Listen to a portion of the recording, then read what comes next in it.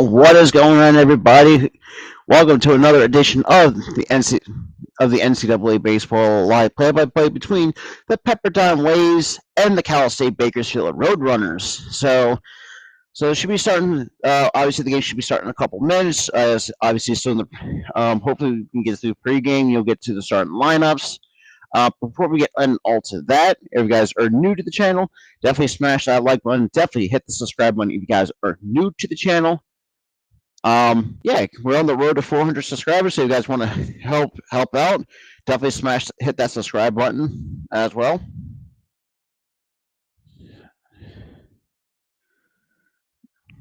All right, bear with me, guys. All right, so, but yeah, obviously with still college baseball still going on, and the Major League Baseball season's coming right around the corner on April 8th for some teams, April 7th for others. It's gonna be very interesting to see what this. Obviously with some teams gonna be getting ready to play, with all that good stuff. But yeah, maybe you guys want to help out, hit the like button, like the stream up, definitely share the stream out if you guys like college baseball. I got a couple more games coming up, especially Thursday night at 7 o'clock. I'll be doing the Vanderbilt Commodores taking on the South Carolina Gamecocks at 7 o'clock. You do not want to miss that. So make sure you have that notification bell turned on. Make sure you subscribe to the channel, and make sure you smash that like button over there as well. Hopefully we can get through pre-games, all this pre-game stuff, so we can get to it. I mean, so far, I've been seeing like you guys really enjoy some of these play-by-plays that I'm doing for college baseball. I really appreciate it, though, man. All right, so kind of get through a few things here, but yeah.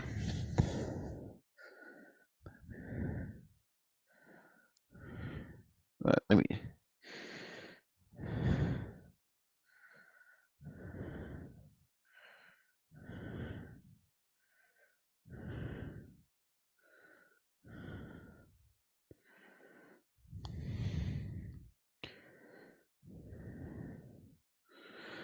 All right, so should we get ready about to start soon? For those who are new, I don't know.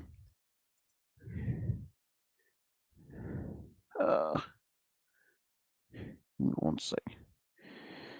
Yeah, I'll blow it up my. People just constantly blowing up my phone a little bit, so kind of want to go over the.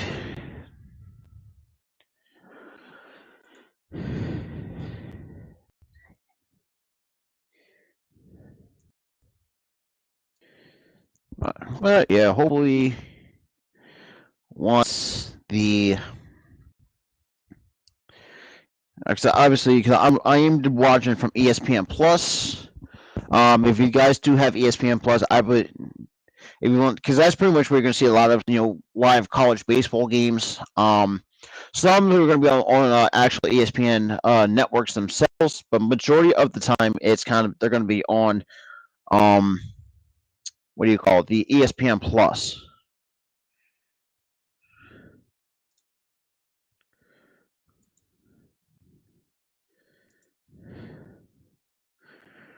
Alrighty.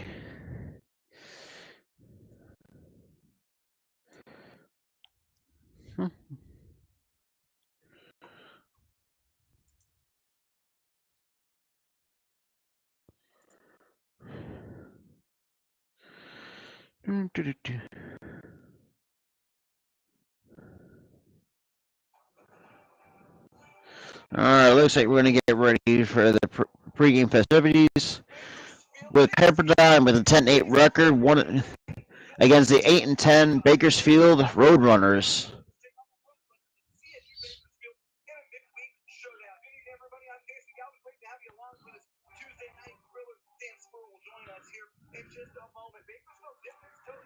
Alrighty.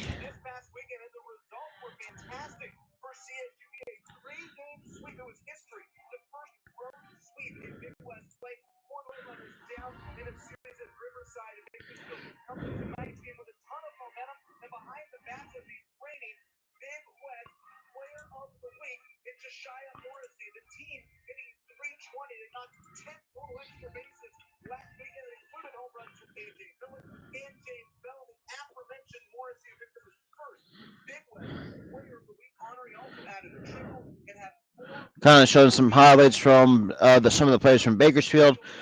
Bell, who went 3 for 11. Nope.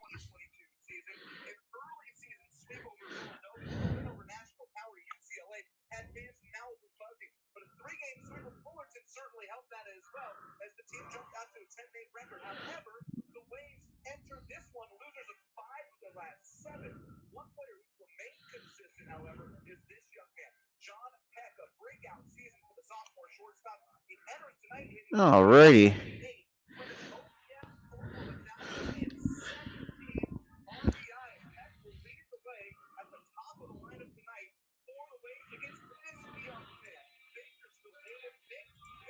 So Nick Perriman will get the ball for Cal State Bakersfield for the Roadrunners.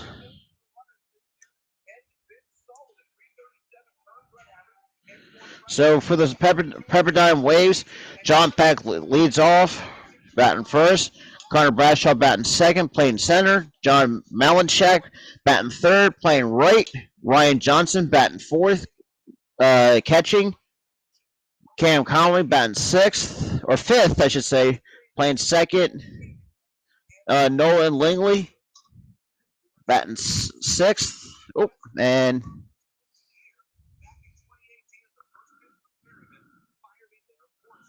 okay, so the first pitch is called for a strike. So 82 degrees and Bakersfield. And the 0-1 pitch misses upstairs for ball one.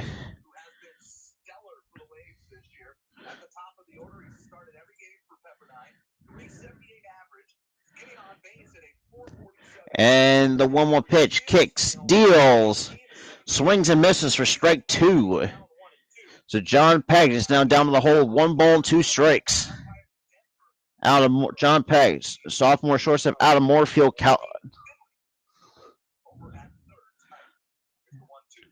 and the 1-2 pitch. He steps, kicks, deals, misses outside for ball two.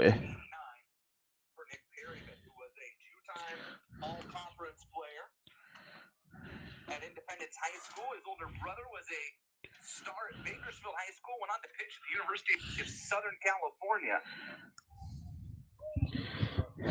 And now Nick continuing the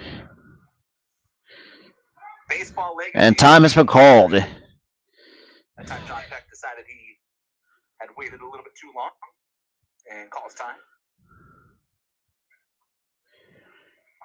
And here comes the 2-2 pitch. Kicks, deals, fouls it off. So the count still stays at 2 balls and 2 strikes.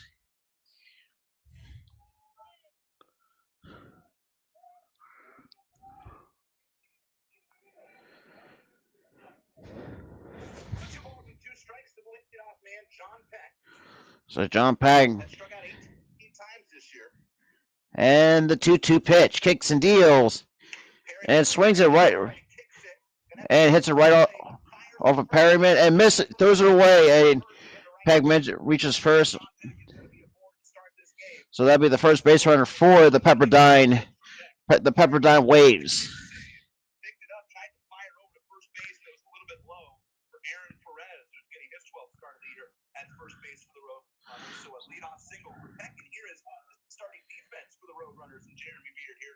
James Bell, Josiah Morrissey, and A.J. Miller, the thumpers in the outfield for CSU. Evan Rice. Okay. When we get to the bottom of the inning here with Aaron Casillas at short, the right side, Nick Salas, we just mentioned Aaron Perez, Bailey Seeger, the battery tonight, along with Nick Perryman.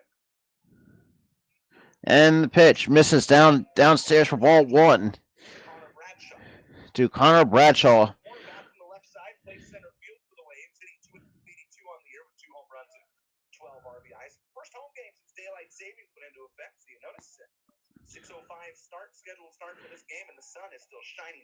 And Perriman throws over to keep the runner close at first.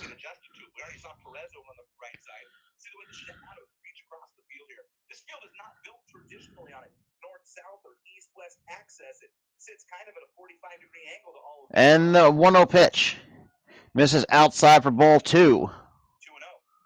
So 2 balls and no strikes to the number 2 hitter for Pepperdine.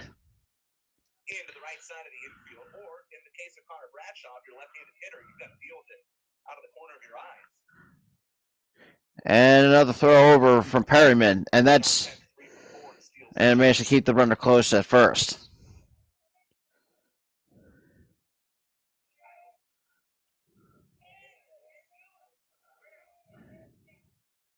And the 2-0 pitch is there inside for a called strike. 2 balls and 1 strike on Connor Bradshaw to start the top of the first with a runner on first base.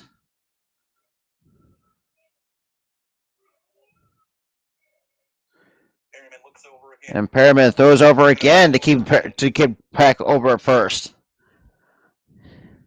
Runners being cognizant of the speed John Peck brings to the top of the order for the Waves. Peck, Bradshaw at the plate, and Malanchek on deck have all. So Perriman gets set, delivers the 2-1 pitch, swings and misses for strike 2. So 2 balls and 2 strikes on Connor Bradshaw with John Peck at first.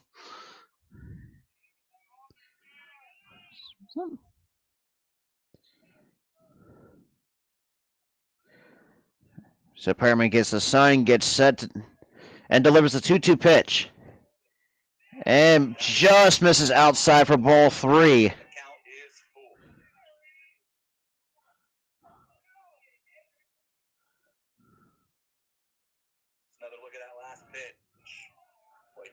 Off the plate. Bailey Seeger did it best to frame it. And here's a 3-2. And the 3-2 pitch. And Perriman throws over again. Because it looks like John Peck is going to be as a threat to steal.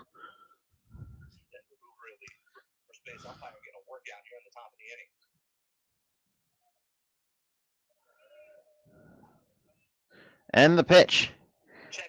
A check swing. And that's going to be the first out on a 1-3 putout. And Peck advances to second on that play.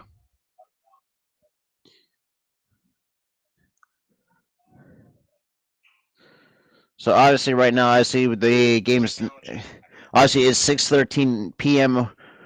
On the West Coast, and this is a 3-hour time difference. So now we got Malanchak, who is now coming up for the Pepperdine Waves, with a runner on second base, with 1 man gone in the top of the first.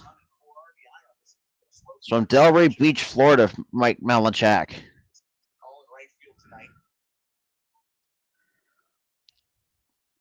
Perriman kind of gives him a look, delivers the pitch.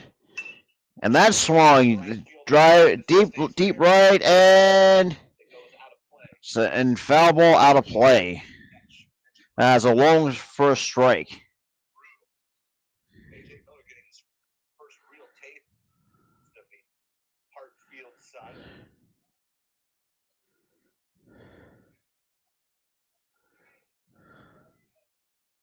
So now no balls and 1 strike on Mike Malanchak.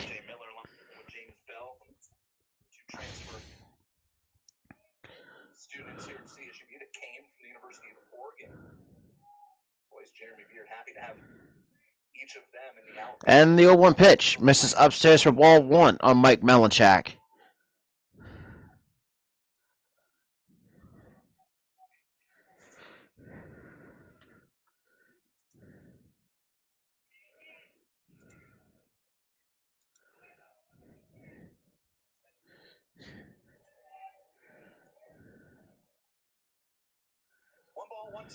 So 1 ball, 1 strike on Mike Malanchak with John Peck at second base with 1 man gone, and the 1-1 pitch. And swung up right back up the middle, and that's a base hit for for Pepperdine. And Peck's is going to be held at third on a nice throw from the center fielder. So they got runners on the corners to start. So Pepperdine's got runners on the corners to get something cooking.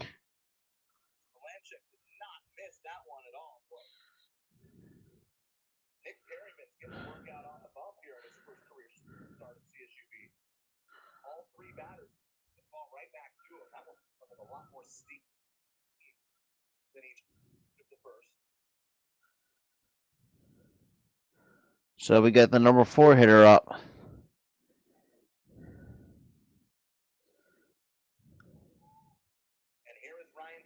So Johnson's now coming up for Pepperdine.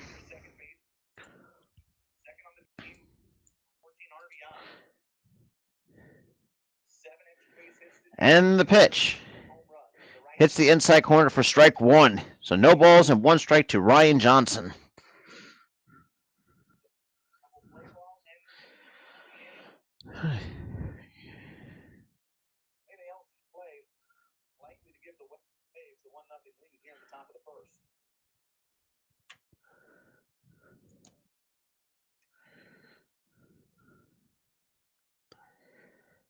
And he throws over to keep the runner close at first.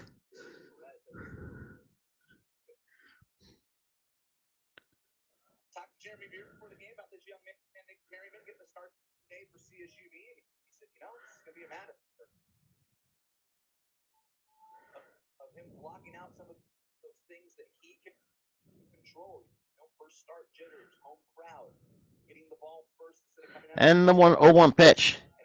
This is outside for ball 1.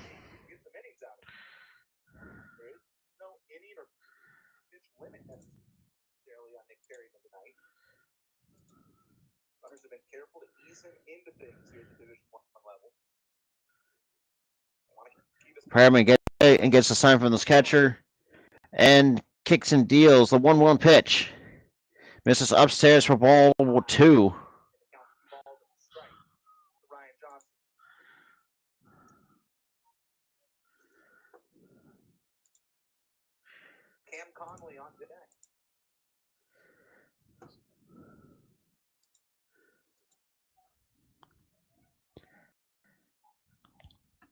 And that pitch gets away.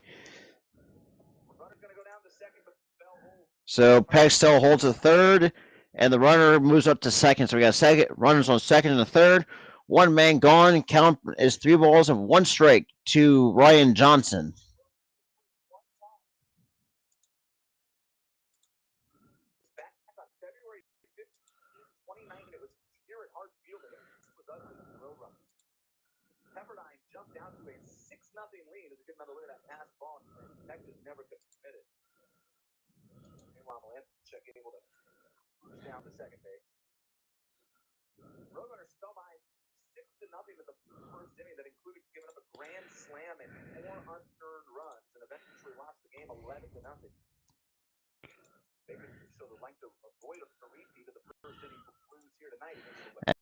And 3-1 pitch. Misses inside 4, and loads the bases with 1 man gone here in the top of the first.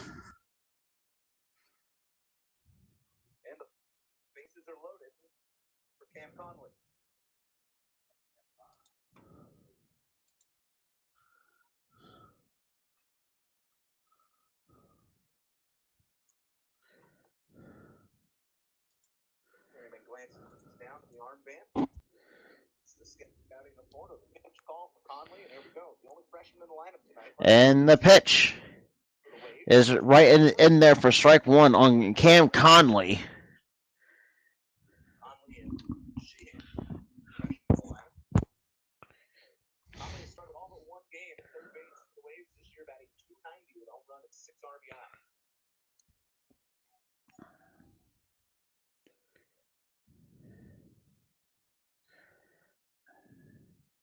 And the pitch swings and misses for strike 2. No balls and 2 strikes to Cam Conley.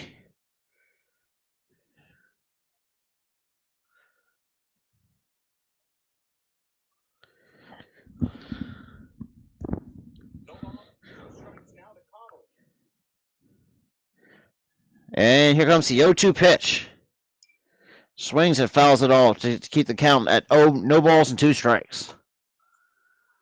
So it's John Peck on third, Mike Balanchik on second, and Ryan Johnson on first. By way of a couple of singles, moving along. Yep, 2 count now to Cam Conley. So still no balls and 2 strikes on Cam Conley. So Perriman gets the sign, he gets set and delivers the 0-2 pitch. And that's swung deep left center. And that's on the run. That's going to fall down for a base hit. It looks like 2 runs are going to score for Pepperdine.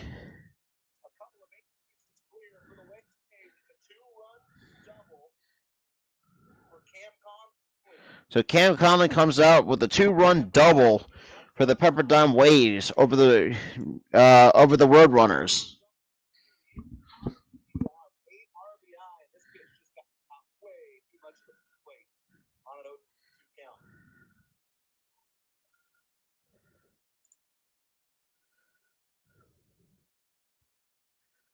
Okay. So far, Pepperdine's already out to a 2-0 lead.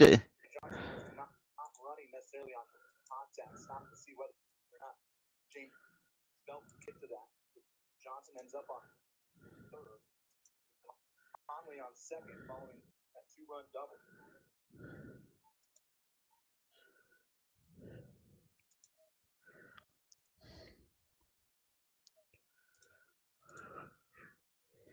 And the pitch. And that misses for 1 to Lingley. And Jeremy appeared immediately out of the dugout to try to calm down his freshman. There's already action in the bullpen. So Bakersfield's already got bullpen action already. Jeez. And that's been that long in the first inning. First career start for Perryman. Longest outing was an inning and 2/3.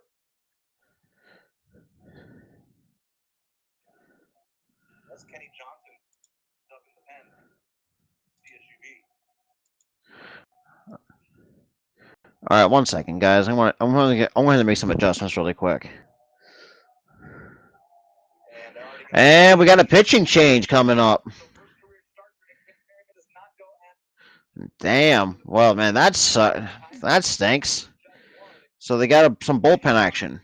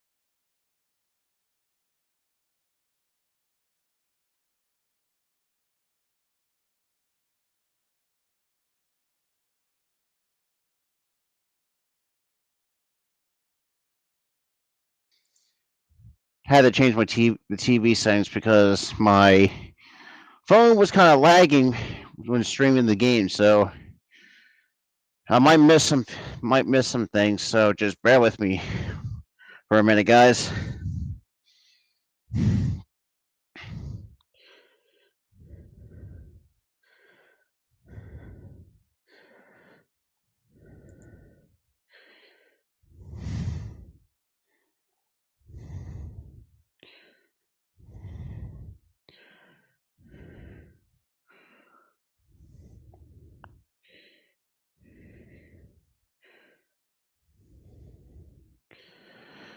Come on now.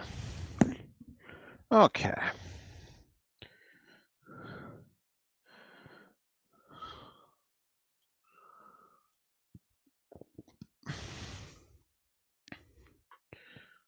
Okay. Okay.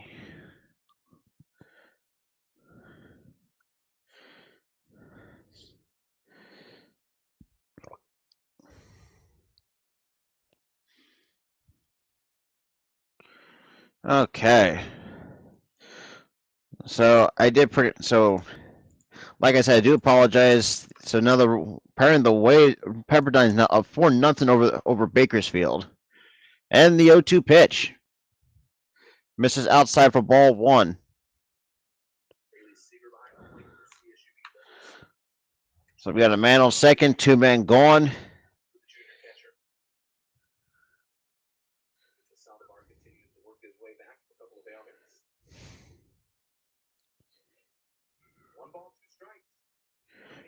And the 1-2 pitch misses way outside for ball two.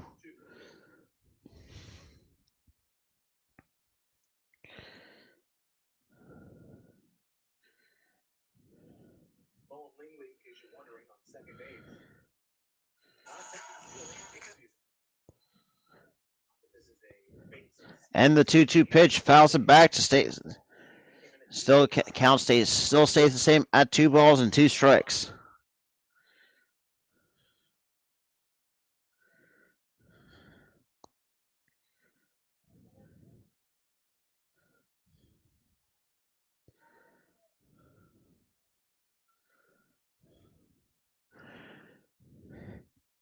And the 2-2 pitch misses downstairs for ball three. And the ball squirts away from the catcher, but not far enough for the runner to advance.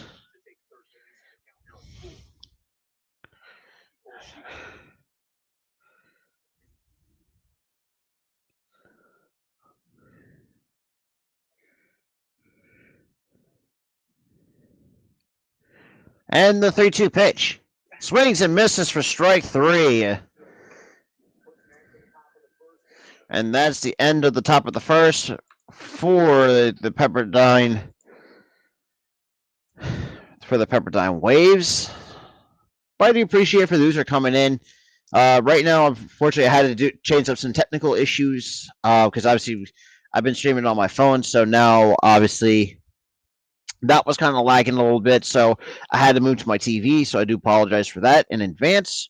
I know I missed a few things, but yeah.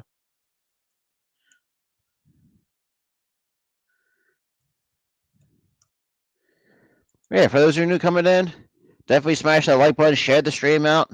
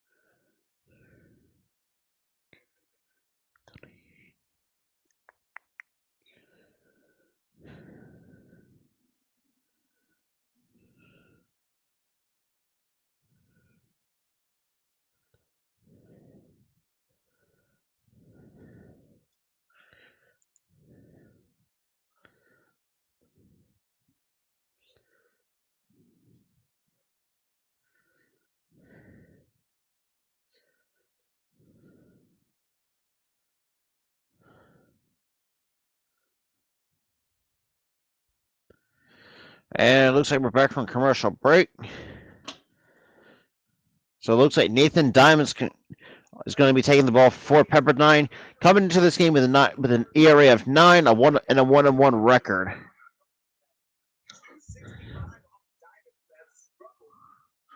So for the Roadrunners, you got Evan Rice leading off, James Bill batting second, AJ Miller batting third, Andrew Allenson batting fourth, Joshua Morrissey batting fifth, Bailey Seeger batting sixth, Aaron Perez batting seventh, Aaron Casillas batting eighth, and Nick Salas is batting ninth. And the first pitch misses for ball one, as I was reading out for the Roadrunners starting lineup. And that misses for ball two from Nathan Diamond.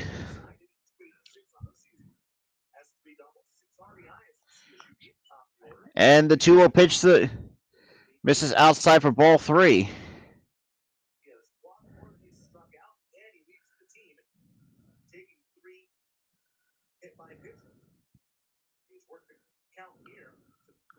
And the 3-0 pitch takes it for strike one at the belt. Now the count is now 3 balls and 1 strike to Evan Rice. And the 3-1 pitch misses outside for ball four, and that's the first walk issued by Nathan Diamond. So the Bakersfield Roadrunners had their first base runner on via the free pass.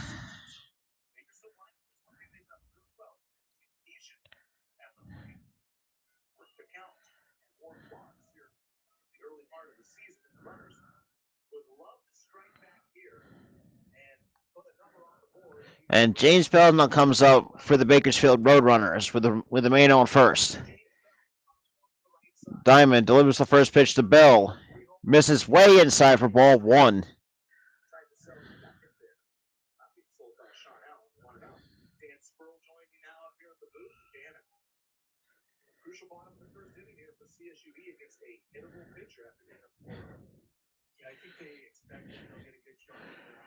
All right, Diamond gets set and delivers the 1-0 pitch.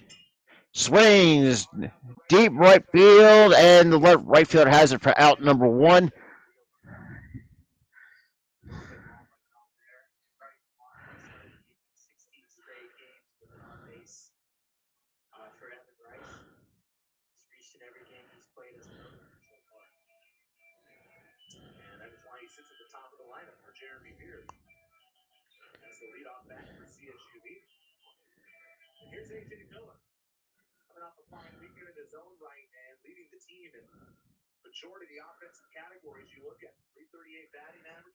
And the first pitch is in there for called a strike one.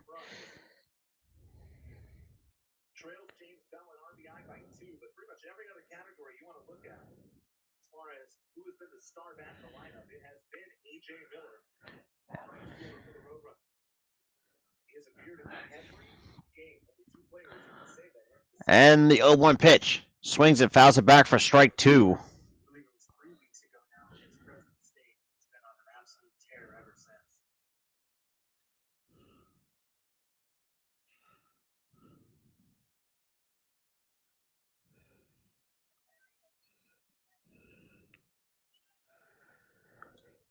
Now the count is now no balls and 2 strikes.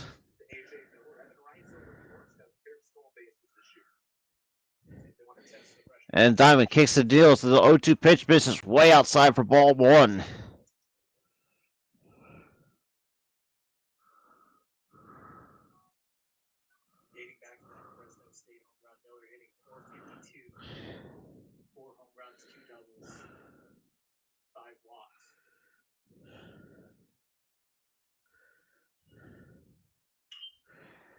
And that's a base hit to the right side for Bakersfield.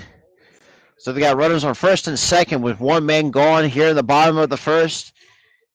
So it looks like Bakersfield is trying to claw back in the bottom of the first after giving a 4 to the Pepperdine Waves after a short, basically not even the third of an inning from Nick Perryman. So we got Andrew Allenson coming up for Bakersfield, the DH.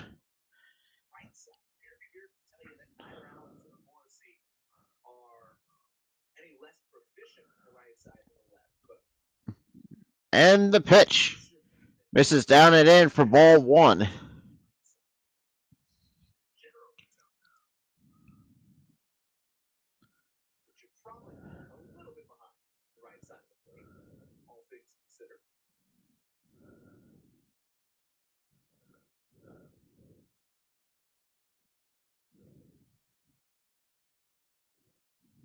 Diamond gets set and deals the 1-0 pitch.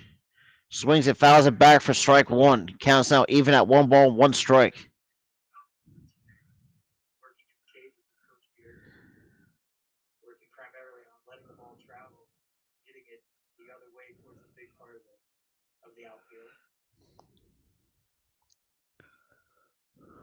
Bradshaw in center is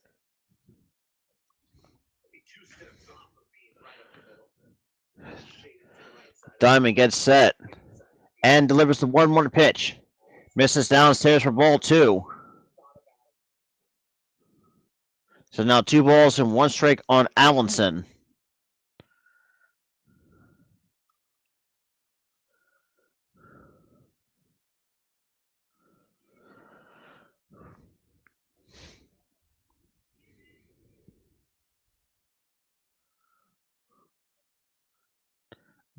And Diamond kicks it, deals the 2-1 pitch. Slash swung, hit on the ground. Third baseman tags the bag at third, and that is a 5-3 double play, and that's the end of the inning.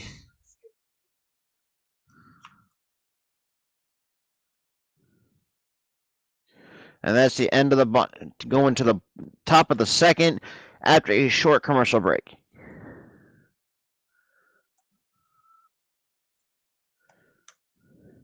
Yo, what up, Secret Underdog, man? What's good? What is good?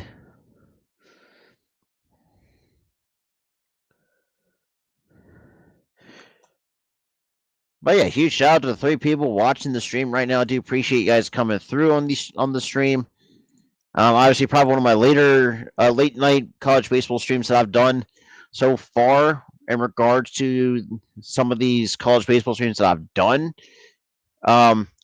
I really enjoy doing college baseball games. I really do. But yeah, for those who we are coming to you live from YouTube, my YouTube channel, my Facebook page, and my Twitch channel, and also my Twitter account. All my social media is linked down below in the description of this stream. Yeah, that's absolutely true. Man, I'll say this too, man. Tyrese Maxey is a damn dog. That's all I gotta say about Tyrese Maxey. That's all I gotta say. But yeah, I mean, so far the Pepperdine Waves are up 4-0 over the Bakersfield Roadrunners. But for those who are new coming in, definitely smash that like button. Hit that subscribe button if you guys are new to the channel. He is incredible. That is absolutely true. So to the top of the second we go. Back from commercial break. So Kenny Johnson's now out for his second inning of work, who took over and come out of the bullpen in relief of Nick Perryman. That's shocking, yeah. That is very shocking, but still, I still can't trust Korkmaz. But Shake Milton, on the other hand, and that first pitch swings and misses for strike one. But Shake Milton, that man, 20 points off the bench. You love to see it from Shake.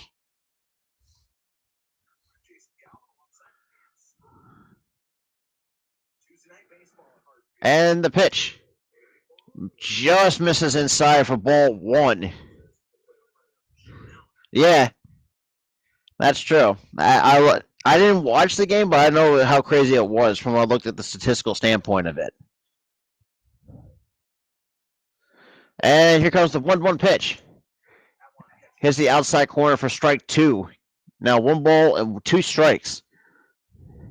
Hopefully.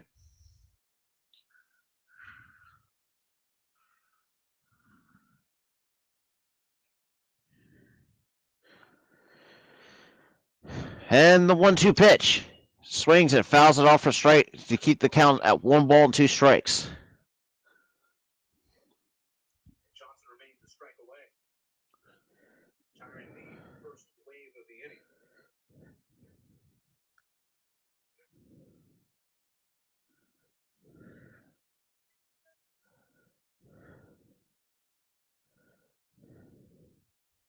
And the pitch swings, and that's a long foul ball to keep the count still at 1 ball, 2 strikes.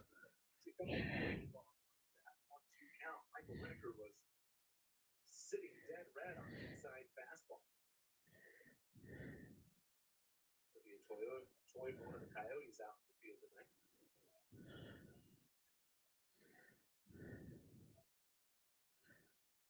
Breaking ball. And that's a strike 3 call on a good breaking ball. So 1 away to start the bottom of the top of the second. Really set him up nicely with that fastball on the inner half. Really not much better. Yeah, it does from time to time. He's looking inside. He gets that off-speed pitch away. So here's John Peck. So we got John Peck back and first he takes the first pitch for a strike. Man, my day's been pretty good though. Darcy did another gaming stream. I did another episode of Spider-Man PS4, which I had that hold off on for a while. I'm going to do another one as well. And I also got this too. One of my other college baseball games that I'm doing. So we got no balls and 2 strikes on John Peck.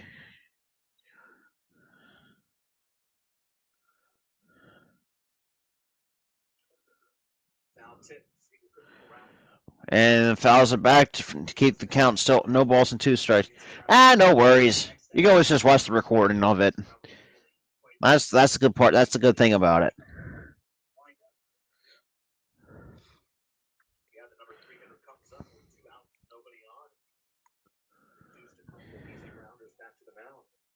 Sure, a long day for Perryman. Looking forward to making this start in his hometown. He's a pitcher. And the pitch misses way upstairs for ball 1. 1 ball, 2 strikes on John Peck. Hey, huge shout out to 3 people watching the stream. If you guys are new to the channel, smash that like button. Definitely hit that subscribe button if you guys are new. We are on the road to 400 subscribers. And the 1-2 pitch just misses inside for ball 2. We are 17 subscribers away from 400. Yeah, this is another going to be another milestone in the books for you guys.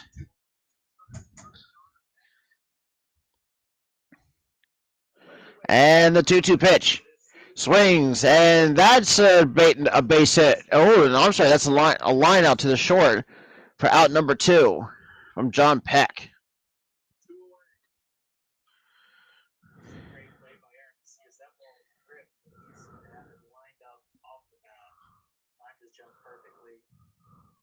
Just another great play from the Bakersfield shortstop, one of many. So 2 away from Connor Bradshaw.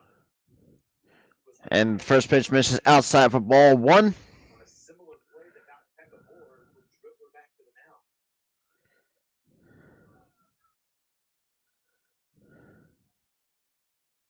Sophomore out of New Rochelle, New York. And the 1-0 pitch misses outside again for ball 2. On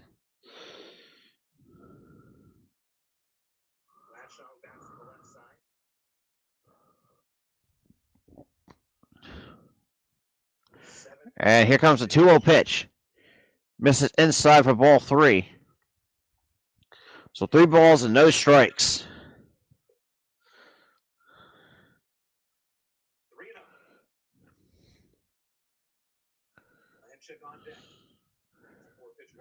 And that is a walk for Pepperdine.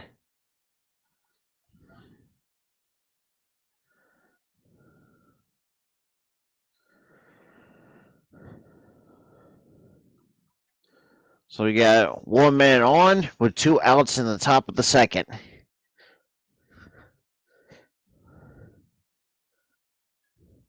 Yeah, you're telling me.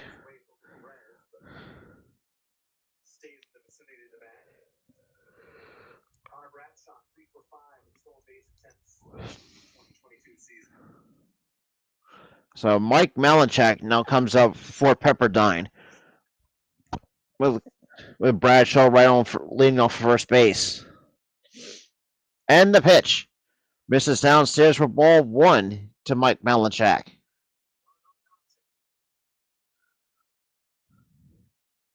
I mean, so far 4 runs on 4 hits for Pepperdine, no runs on 1 hit for Bakersfield. And throws over to keep the runner close at first.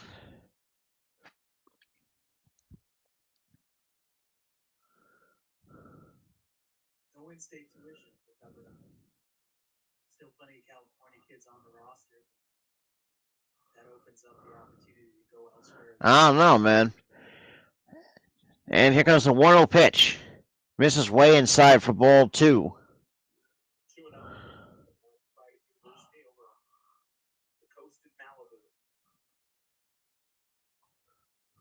Bakersfield will head over to Pepperdine. A couple of weeks for a Tuesday night game. We got 2 balls and no strikes, and the pitch. It takes pitch number 3 for a cold strike.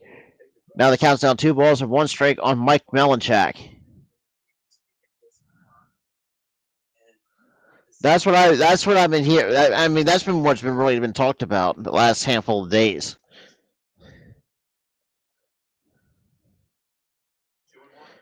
And here comes the 2-1 pitch.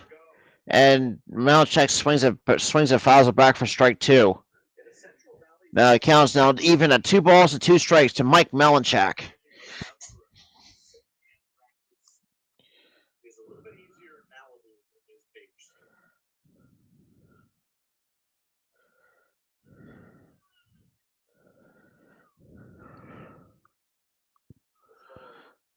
And another throw over to keep the runner at first.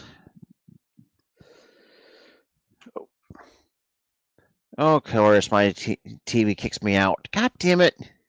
1 second, guys. Nope. Oh, of course, my TV wants to kick me out.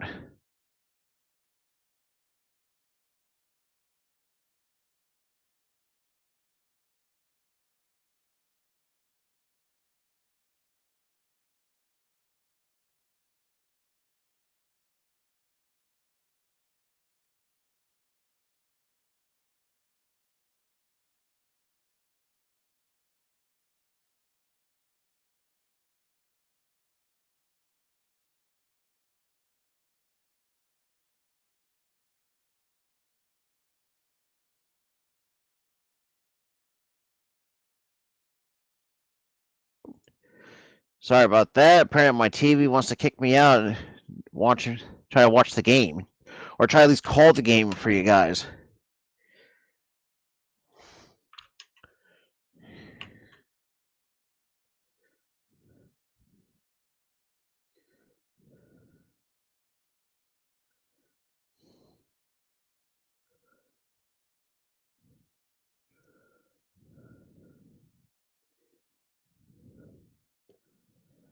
Okay.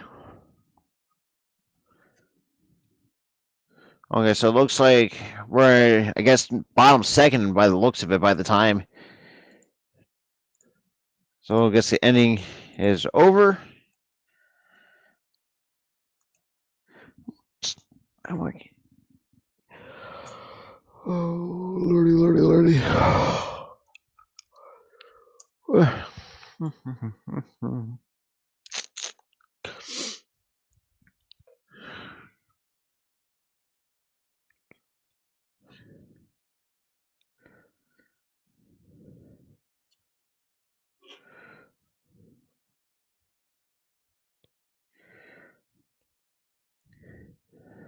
And the first pitch is in there for a cold strike to start off the bottom of the second. And the pitch, Morrissey fouls it back for strike 2.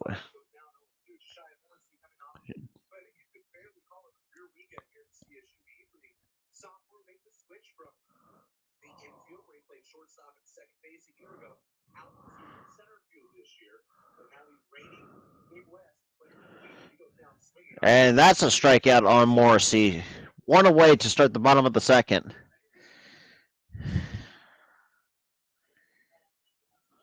that brings up Bailey Seeger. So Bailey Seeger now coming up for the Bakersfield Roadrunners. But Bailey Seeger has been a bit of a revelation for CSU. Behind the plate, where they expected Angel Southpaw to get the majority of the And the pitch. Misses way outside for ball one to Seeger. concussion related and been in and out of the lineup as a result of it. Bailey Seeger has filled in admirably. 325 batting average coming into this game in his 12th start of the season. And the 1-0 pitch. Misses upstairs for ball two. He jumps ahead in the count here, 2-0. I think the coaches like Seeger's ability with the bat. I'm not sure they expected him to be one of their leading hitters at this point in the season. But as you mentioned, so far, some of the And the 2-0 pitch. And Seeger swings it, and that he dumps it into left for a base hit. So that's hit number 2 for Bakersfield so far in this game today. So Seeger reaches on with a nice little base hit to left. And we got still one man gone, or with one out of the bottom of the second.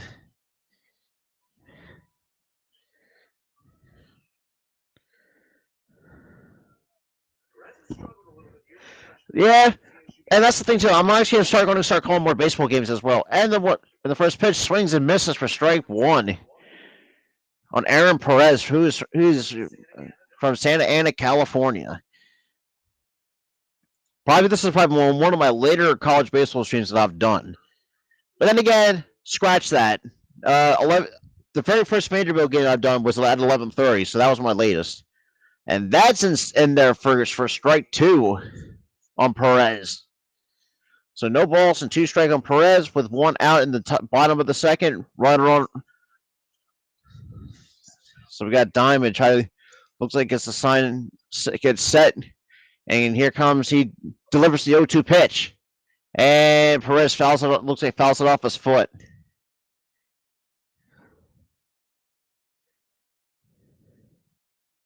did notice another freshman, Brock Ferreira, taking ground balls at first ahead of today's game. So he might be in the mix to figure down there at first base as the season goes on.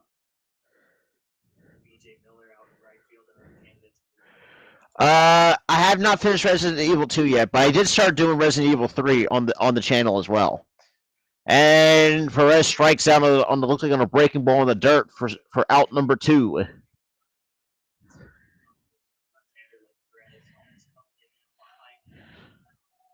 that inside corner, nothing to do but swing over the top there.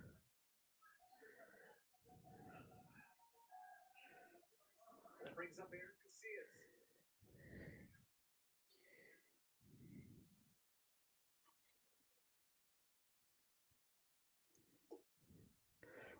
And that pitch is in there for a called strike on Aaron Casillas from Mission Viejo, California, who's their starting shortstop.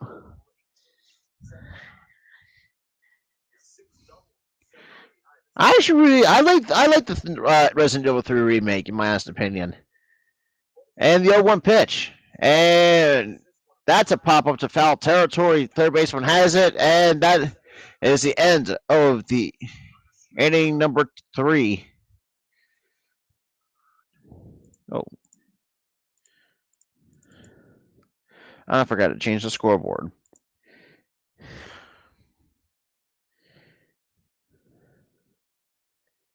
But yeah, so far, Pepperdine still up 4-0. For those who are new coming in, definitely smash that like button, hit that subscribe button. You guys are new. We are trying to hopefully try to at least get close to hitting 400. We are 17 subscribers away from that milestone.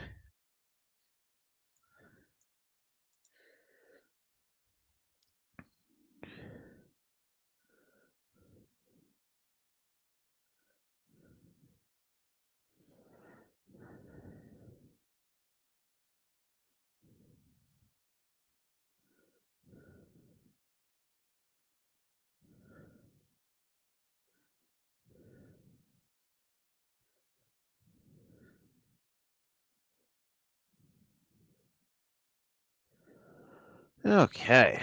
So for obviously this is a short commercial break.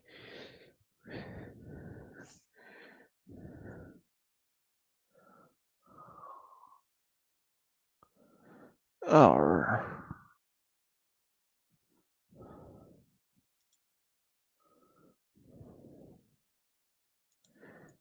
Oh boy. I mean, the thing is too, like Resident Evil 2 remake and Resident Evil 3 remake. I mean, it's a personal preference between the two, in my honest opinion.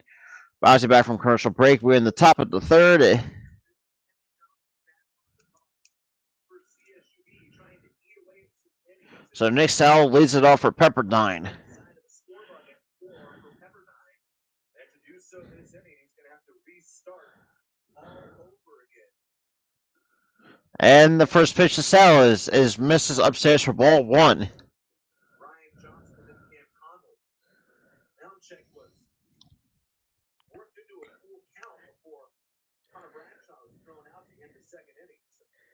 Some deja vu. And the 1-0 pitch. Swings and fouls it back for strike one.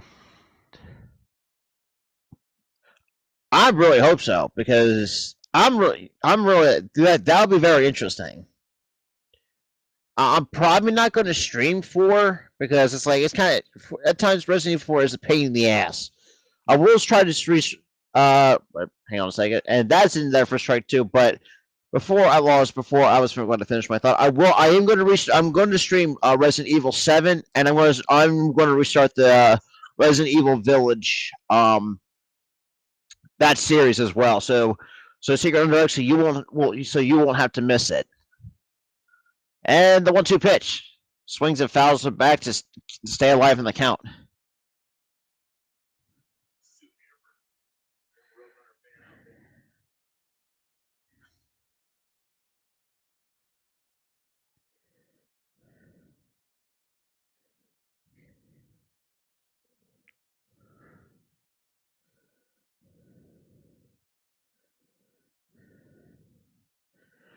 And that misses downstairs for ball 2.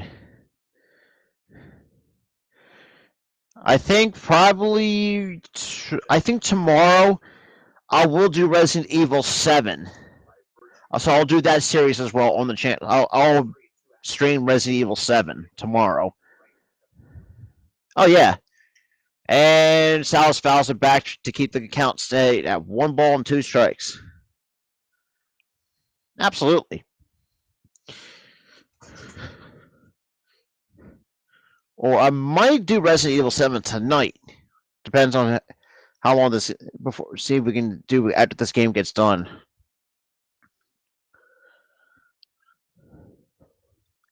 And the 1-2 pitch. Misses outside for ball 2. Counts now even at 2 balls and 2 strikes.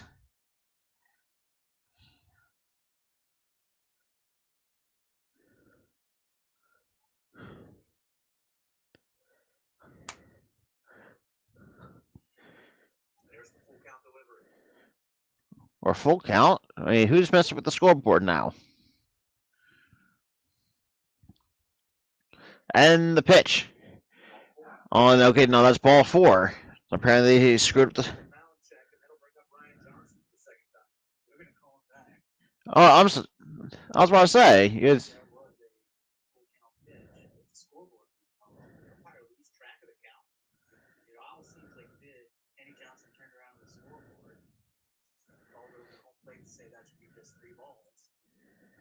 And here comes the full count pitch.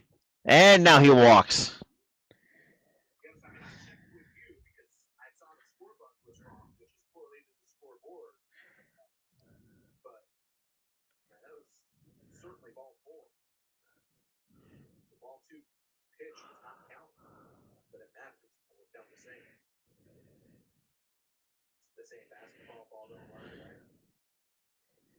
They say it because it's true, I guess. Ryan Johnson now.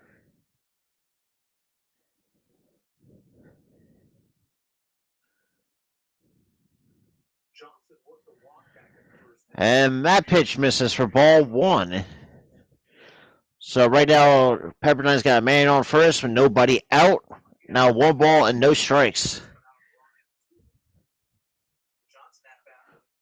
on Ryan Johnson. And the 1-0 pitch misses outside for ball 2.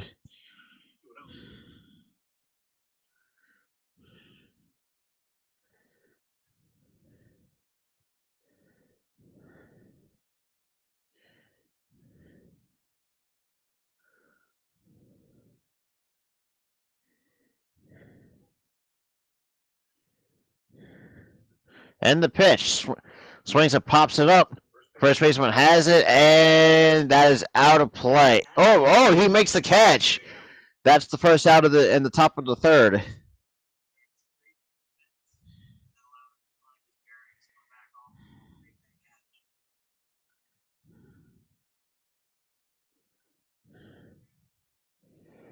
So you got one man runner on first with 1 out. Top of the third, Pepperdine still up 4-0 over Bakersfield.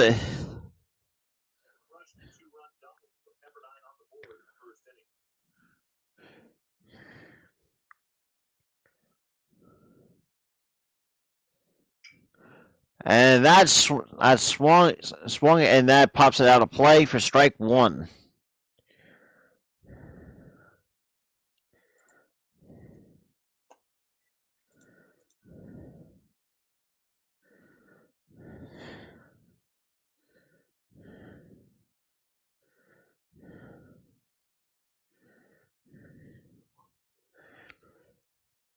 And the 0-1 pitch just misses inside for ball 1.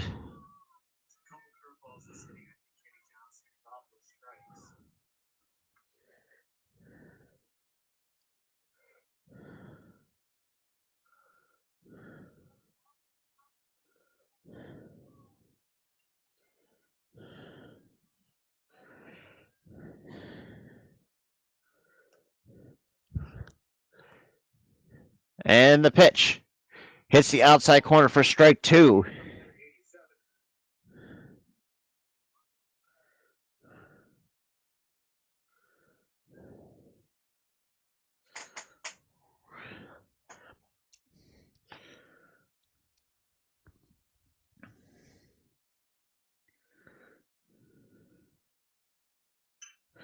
And that swung, popped up in the foul territory. First baseman tries to make a chase, and that is out of play. Count is still 1 ball and 2 strikes.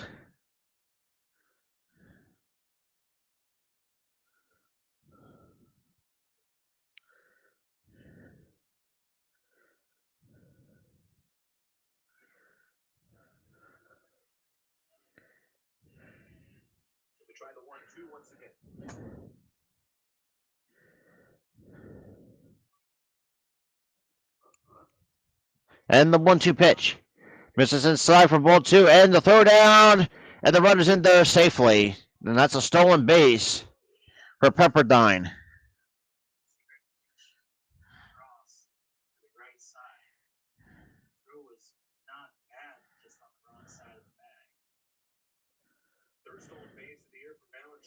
So Malinchak gets his 3rd stolen base of the year, and with Nolan Lingley up for Pepperdine.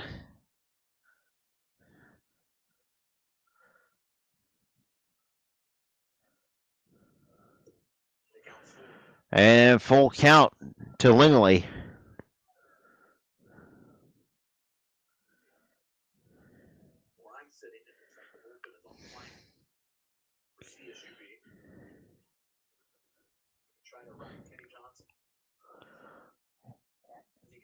And the pitch misses downstairs for ball 4, and that's runners on first and second with 1 man gone here in the top of the third.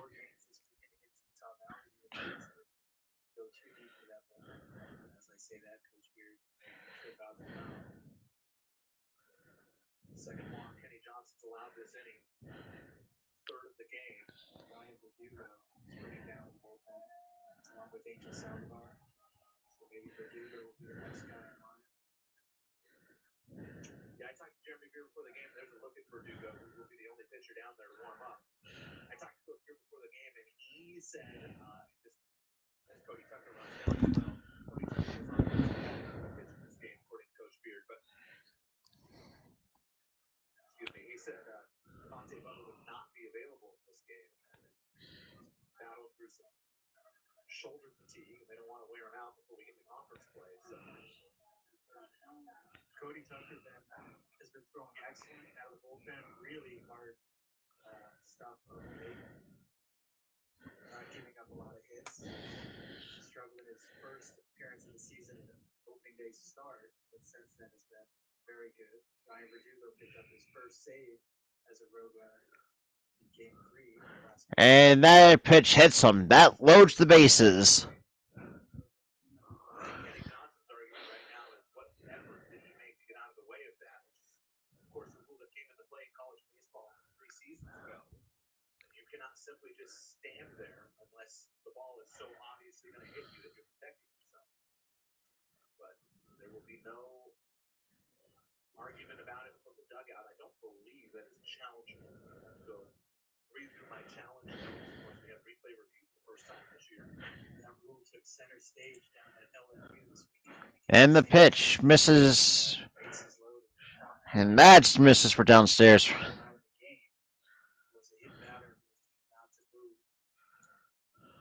a strikeout instead of a walk. Strikeout. The game is over.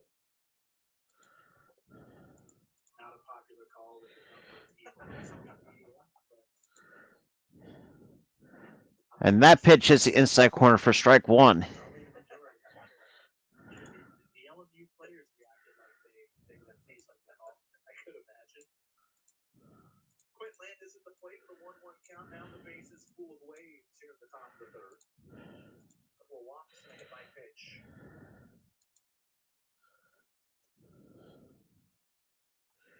2-1. Kenny Johnson cannot get a strike call on that slurve for the life of him right now. See where that one missed. That last one was very nice up here in the booth.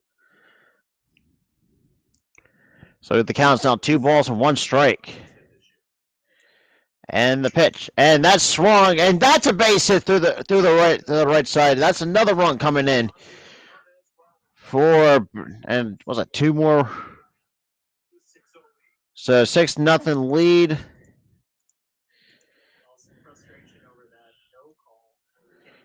So that's a 6-0 lead for Pepperdine.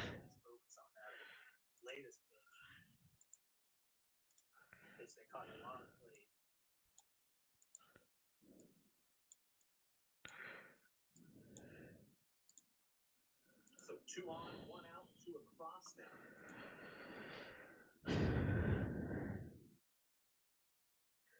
Well, Sheehan steps in.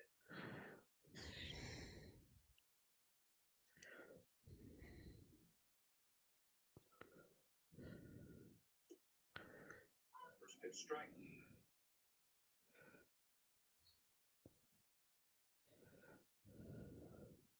Sixth wave. It's advanced to the third. Another tough Tuesday night. So the count's now no balls and 1 strike. Games have not been kind to the Roadrunners so far. And the 0-1 pitch misses way outside, and that's going to move. Runners going to advance on a wild pitch. Those who are new coming in, make sure you smash that like button, hit that subscribe button. You guys are new. We are on the road to 400 subscribers. We are 17 away from that milestone. So you want to kind of help out on that journey, feel free to do so. They've been playing such great baseball. Can't let tough start to this one. Turn things south. Will be Ryan Verdugo when we return. So we got a pitching change.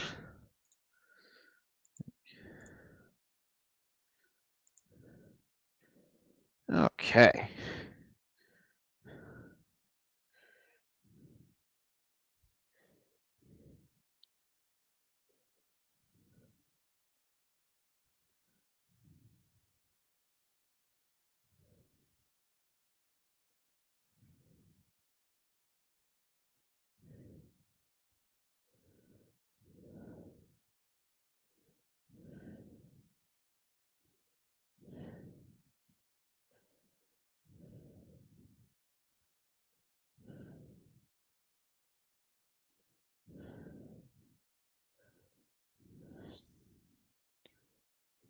Okay.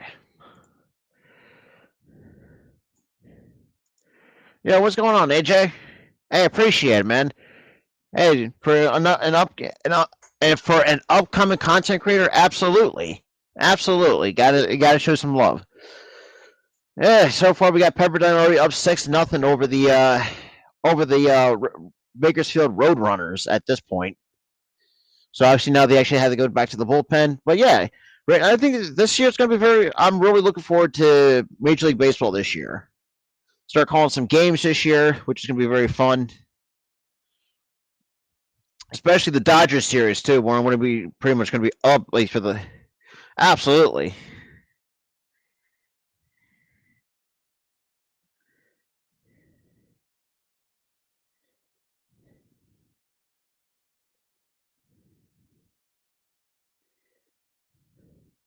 It is, especially with college baseball too, which is I've been doing that a lot recently too. So right now we got Ryan Verdugo now coming in for Bakersfield, coming in with the 7.71 ERA with in 4 2/3 innings pitched. Okay. And some of that has come by way of things like wild pitches and a double last weekend down at Riverside. So there's things to build on for Verdugo as he makes his fourth appearance at home and fifth appearance of the season for CSU. Hey, yeah, trust me. I mean, my most popular ones are usually the Vanderbilt ones. Because I've done like 3 Vanderbilt games. I think I've done. But yeah, but that pitch just misses for ball 2. So that's the first pitch from Verdugo that evens the count to 2 balls and 2 strikes. So right now I'm doing. I'm right now, AJ. Right now I'm going to be calling 5 Phillies games this year on the channel, and that fouls it back. Now the count's down 2 balls and 2 strikes. But yeah, I'm going to start doing that as well. So I mean, still got to do some Sixers games too. That I'm going to be doing. Hopefully to call some more Eagles games going into into September. But yeah, and the 2-2 pitch swings and misses for strike 3. That is out number 2 in the top of the 3rd inning. The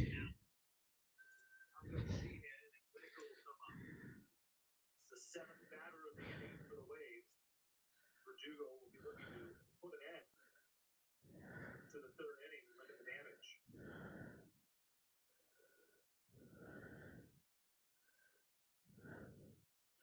Whitaker struck out in the top of the second inning against Kenny Johnson.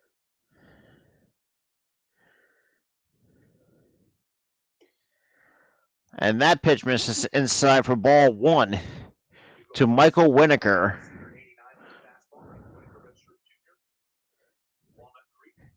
Hey, not a problem. Hey, appreciate it, man. Hey, look, if you ever saw, hey, look, if your son wants to come sub up to here, like, you're more welcome to do so because we are 17 subscribers away from the 400. Because I'm gonna try at least. I appreciate it too. I appreciate it, AJ. I really do. So we got 1 ball and 1 strike to Michael Winokur, who is the DH for Pepperdine, with 2 men on, 2 men out, and the pitch misses outside for ball 2.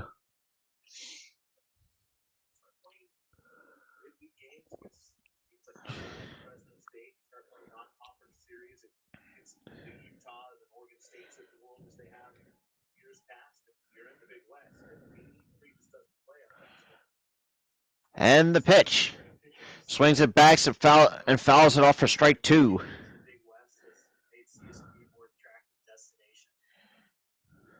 of new faces on this year's pitching staff, and one thing they really have in common is a lot of great stuff. In this stuff, I think you'll see this staff continue to improve as they get their feet wet at this level. 2-2. And the pitch and misses down and away for ball 3. And that evens up the count. Whitaker's still looking for his first hit of the year, making his third start tonight.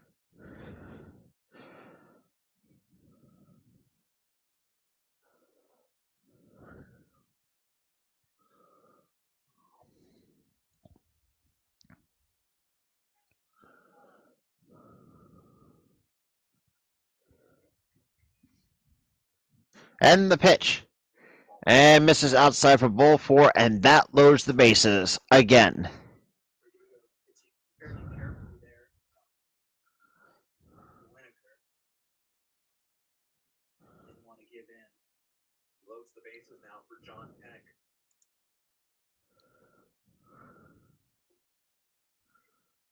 Peck is 1 for 2. Singled and scored a run in the first. Then he hit a missile to shortstop in the second inning. Then Aaron Garcia is going to go up. And that pitch misses upstairs for ball one.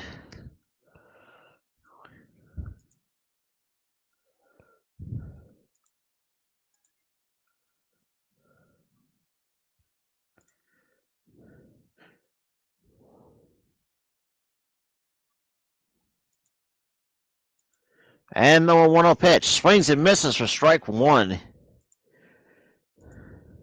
the other thing you notice. You sit up here at the vantage point we have, Dan, too.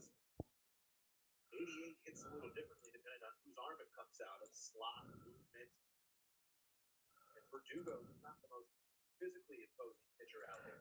And the 1-1 pitch. Swings and misses for strike two. Swing and miss is 1-2, but that 88 just looks like it pops more than an 88 does from somebody who's 6'5".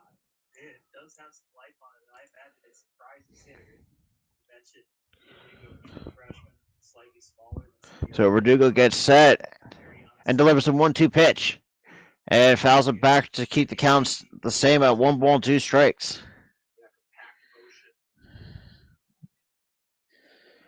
Alrighty. I think there's certainly some projection there. And he is a true freshman. I think the issue with him at Riverside was the game was out of hand. They asked him to finish the game. And 1 and 2, and that it fouls it back to keep the count at 1 ball and 2 strikes. Third inning was asking for too much of him at this point.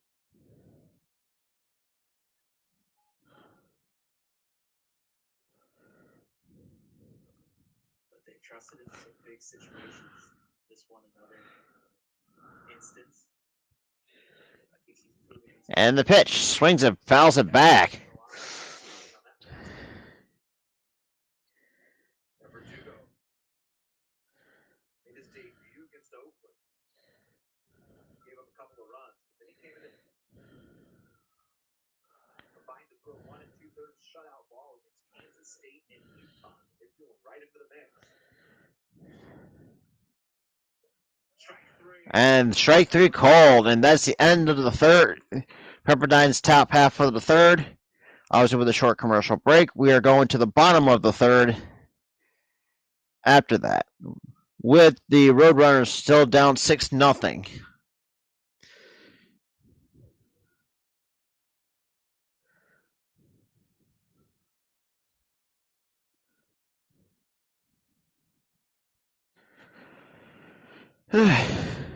Oh,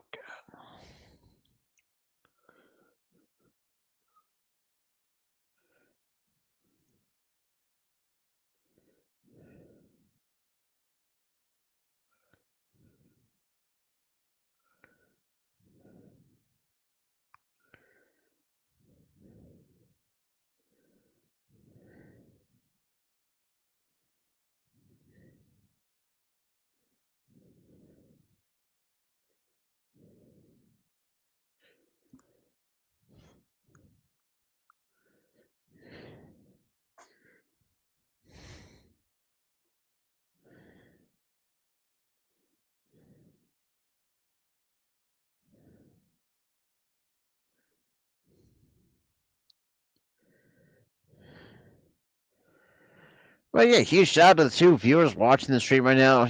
Thank you for joining me at, let's see, it's about 10:20 on the East Coast. If you're joining from the West Coast, I appreciate you guys come joining me. You know, obviously, you guys are 3 hours behind us.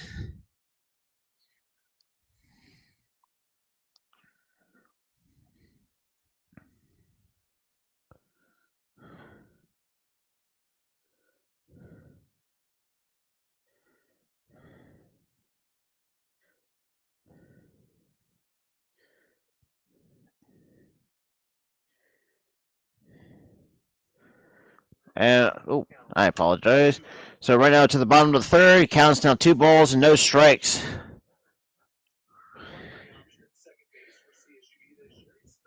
And the 2-0 pitch.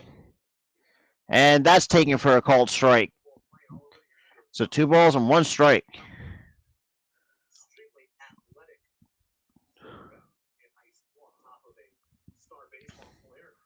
And the 2-1 pitch is in there for a called strike to even up the count at 2 balls and 2 strikes.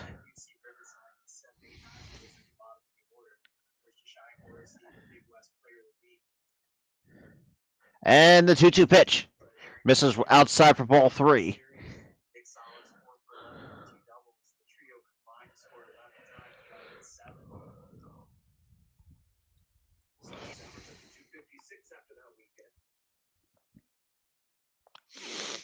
And the 3-2 pitch. And outside for ball 4. So another walk issued by Nathan Diamond.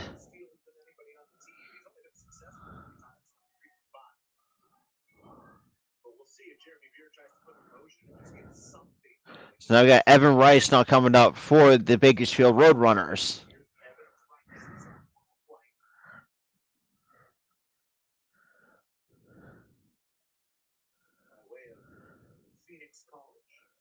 And the first pitch to Rice misses upstairs for ball 1.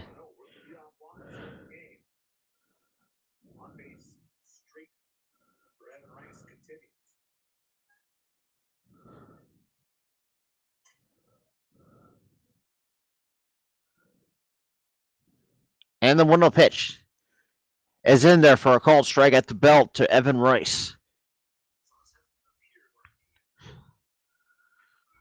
So now 1 ball and 1 strike on Evan Rice.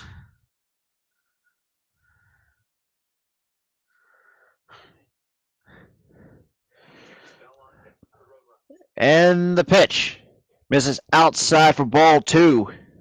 So 2 balls and 1 strike to Evan Rice.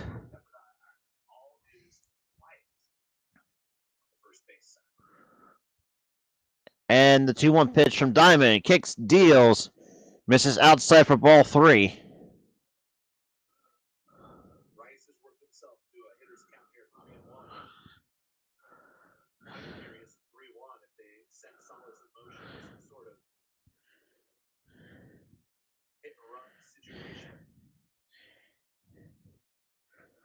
And that's in there for a called strike on Evan Rice. That brings the count to a full count. 3 balls and 2 strikes.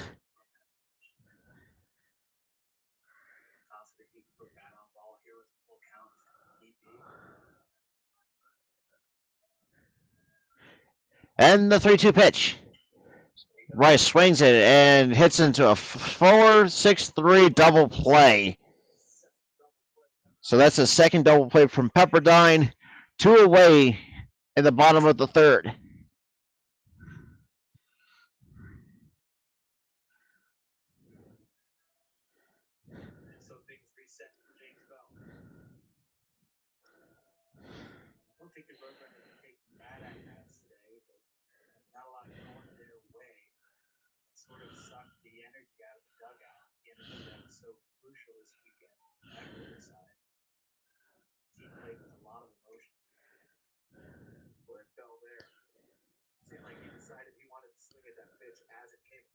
So the first pitch is in there for a called strike.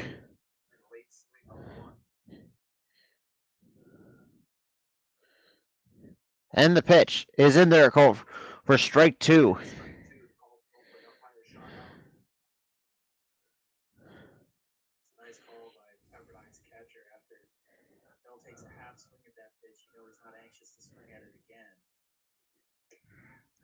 And that misses for ball 1.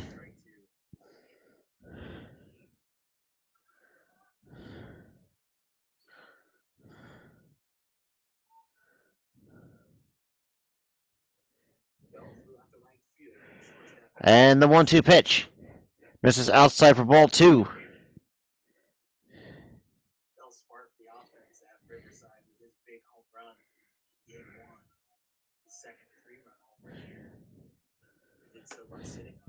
So yeah, a 2-2 pitch misses outside for ball 3.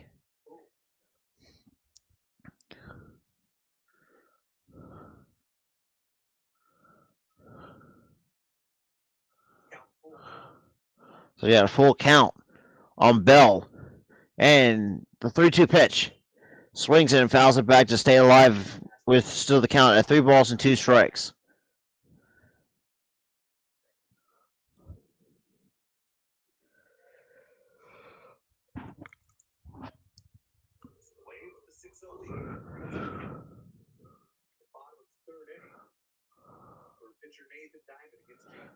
And the 3-2 pitch misses inside for ball 4. So that's another walk from Nathan Diamond.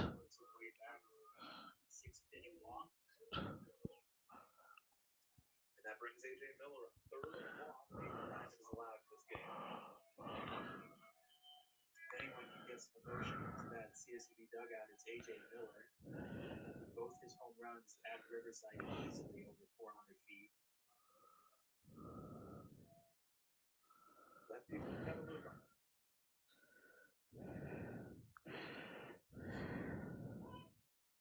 Some college teammates.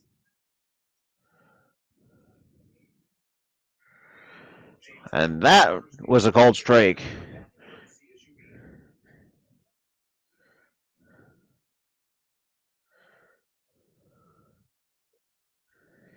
And that he swings and misses for strike 2.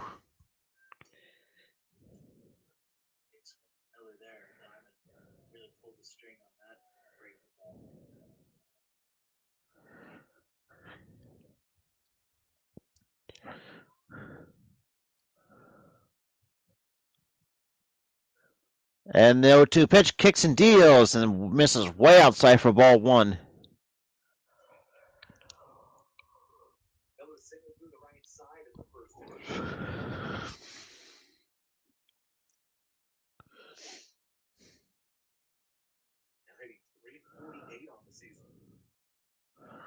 And Diamond gets set and delivers a 1-2 pitch.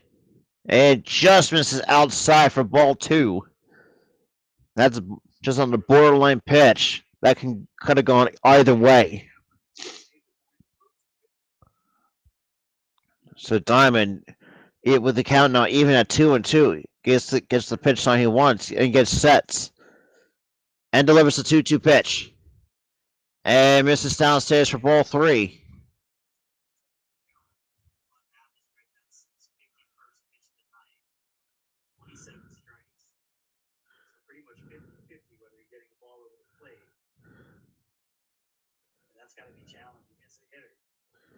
All right, we got the 3-2 pitch. Looks like the runner's going to be off and running, and swings and fouls it back to keep the count alive at 3 balls and 2 strikes.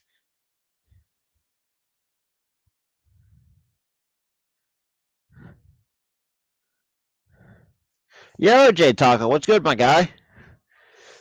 I appreciate you coming by on another late night college baseball stream.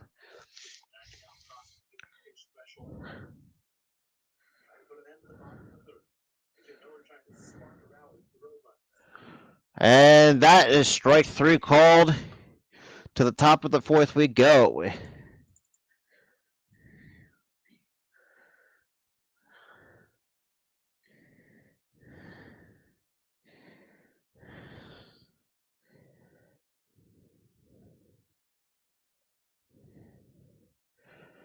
Okay. So we got 5 more innings of baseball to go at with the Pepperdine Waves still up 6-0 over the Bakersfield Roadrunners. Which is crazy too. I thought I would have thought, sometimes college baseball games would be done, because obviously there is the mercy rule in college baseball. I mean, I know like Little League does have the mercy rule, so does college baseball.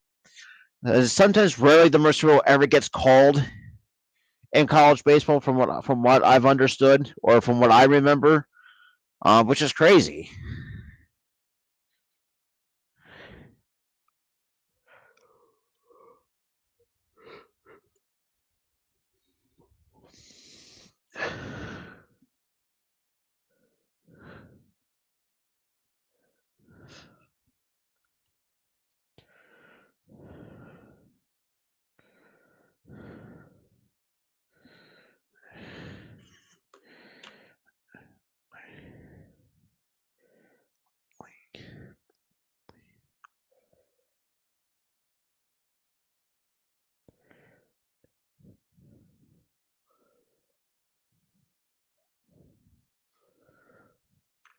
And back to the top of the fourth we go, and the first pitch swings, and that's driven to left, and that is out number one to start the top of the fourth. Bradshaw,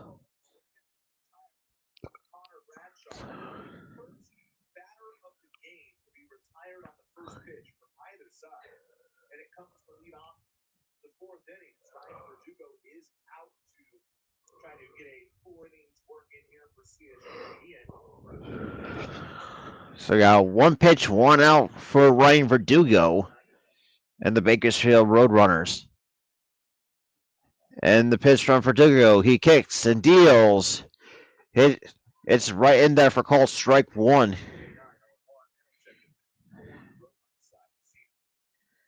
Almost 20 pitches through two at-bats. Part of that's because he had an at-bat that came to an end when Bradshaw was caught stealing. And the 0-1 pitch from Verdugo, kicks, deals, misses way outside for ball one.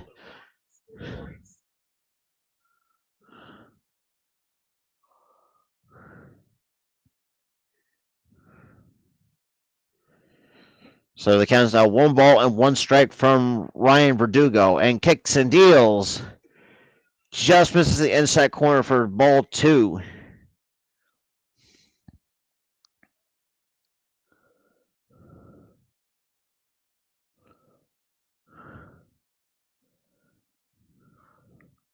Kicks and deals, and hits the outside corner for strike two to even up the count at 2 balls and 2 strikes.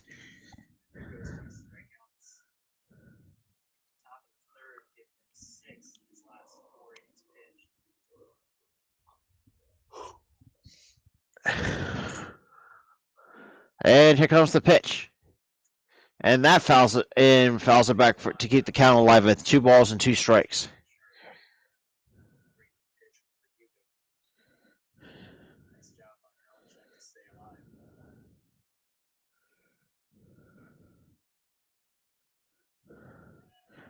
And that is strike 3 called, and that is 2 away in the top of the fourth.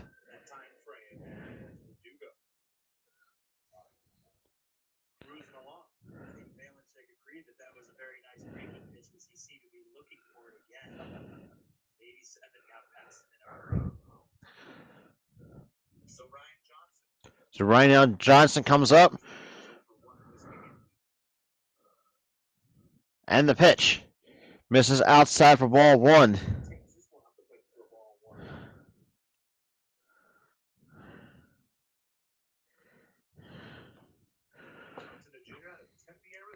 And the 1-0 pitch.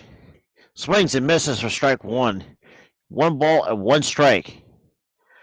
Yeah, I appreciate it, J Taco. That means a lot. That really does mean a lot.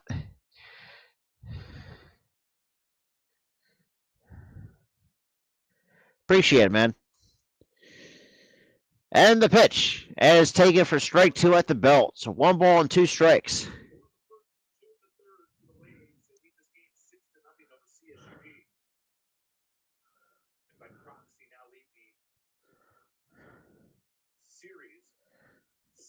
And swings and misses, strike 3, and that's the end of the top half of the third for Pepperdine. Now, with the Roadrunners get ready to just get ready for their bottom half of the. Okay. I'll still be here. I'll still be here for the next. Whenever, hopefully, when this game is. I mean, this game is still going to continue.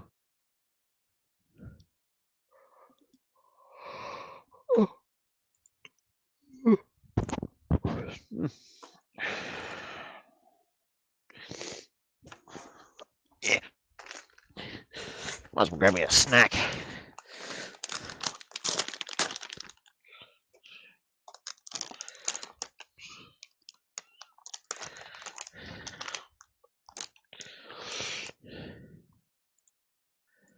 All right, so yeah, huge shout out to the 3 viewers in the chat. I do appreciate, or watching the stream, I should say. I appreciate you guys coming through on the stream tonight, especially if you guys are watching from the wherever you may be watching from. Like, yeah, I appreciate it, guys.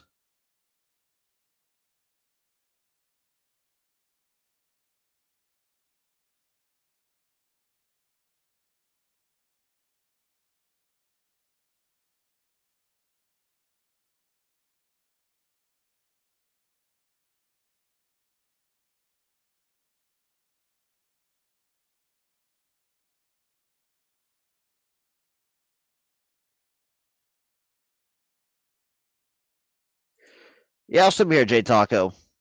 So now we're back from the commercial break.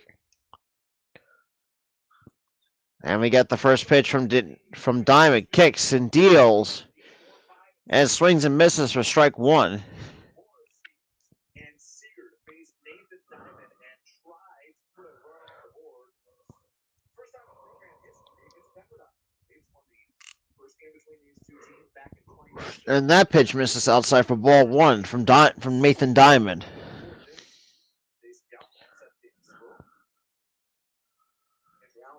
And the 1-1 pitch from Diamond. Kicks and deals. And just misses outside for ball two.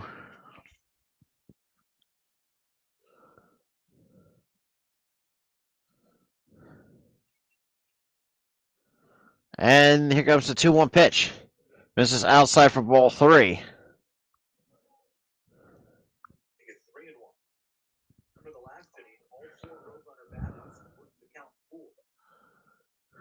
Resulted in a pair of walks with a double play sandwich between them. And the 3-1 pitch from Diamond. Kicks and deals, and he walks him.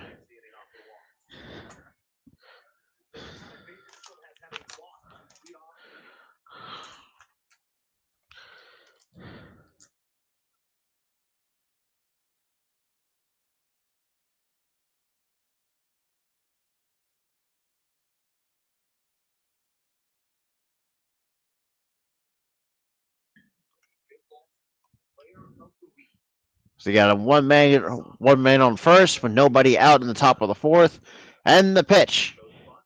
And Morrissey pulls the bunt back for ball one.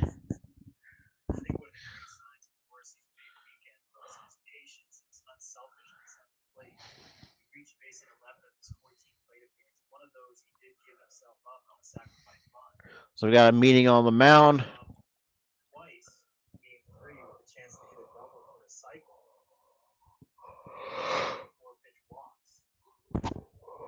One second.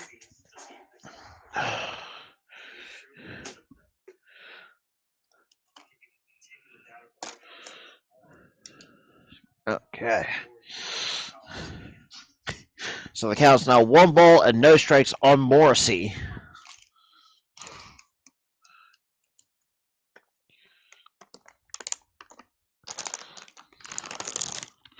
God damn. And the pitch is in there for a called strike on Morrissey.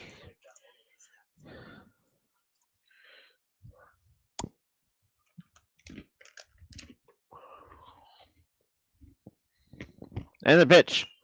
Swings and fouls it back for strike two.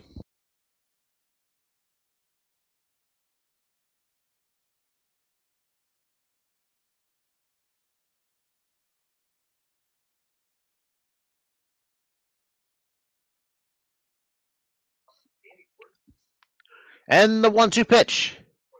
Just a bit low for ball two.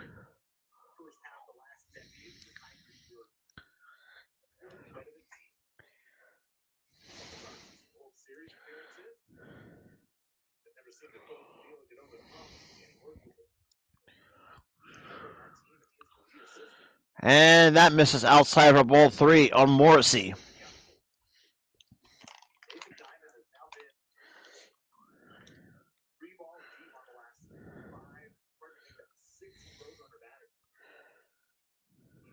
Certainly been effectively wild tonight with a 6-run lead.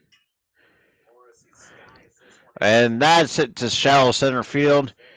And that is out number one to start at the bottom of the top of the fourth. Wait. Our bottom of the fourth. Apparently, they didn't have a fix. And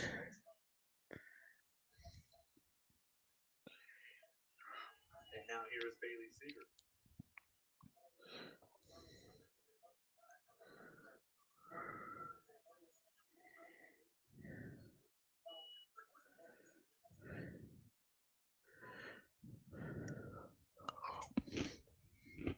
And the pitch. Swings and misses for strike one. Sitting off speed. 0-1 count. Seager singled in the second inning. The last time Bakersfield had a hit. And Daniel or Diamond delivers now the count's now 0-2.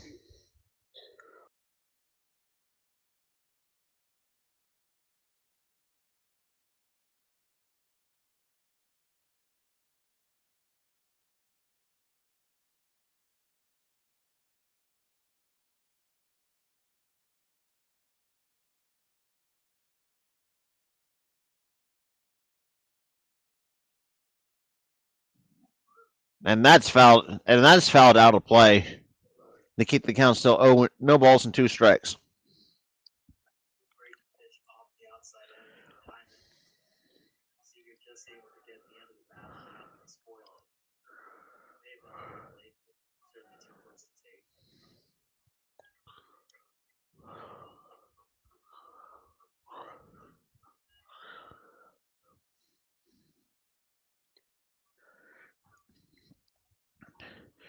And that misses for ball 1.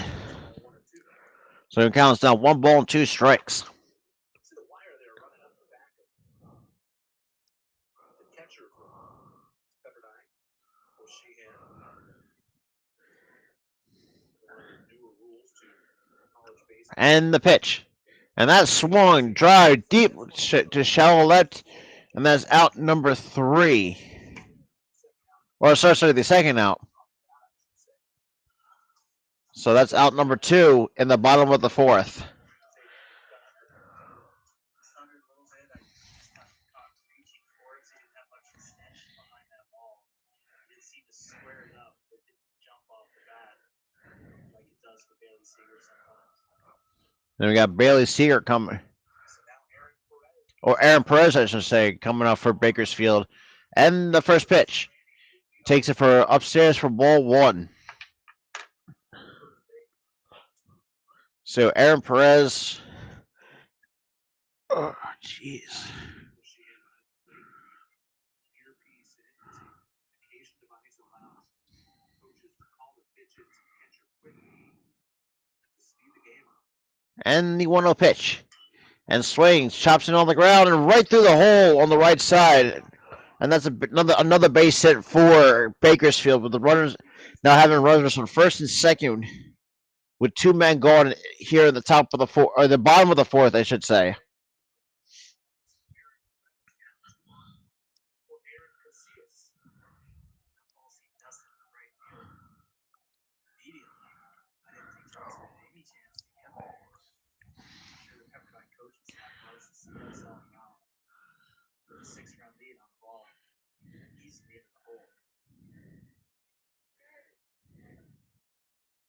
So Aaron Casillas popped out for the third baseman. Foul territory was only out. And first pitch just misses for ball 1. Nathan Diamond now at 73 pitches. And for the first time tonight, there is somebody, anybody in the bullpen, Pepperdine, just 38 rights.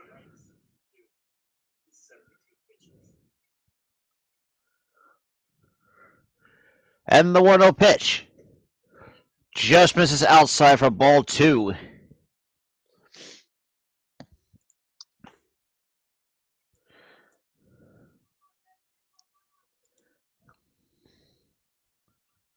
weird scorecard has been for CSU. This is the first time they've gotten a good batter to the plate in an inning, despite having multiple base runners. And the pitch. Swings and fouls it back for strike 1. Typically, how you want the scoreboard to play. Up 2-1 now for Casillas. A couple of double plays will do that.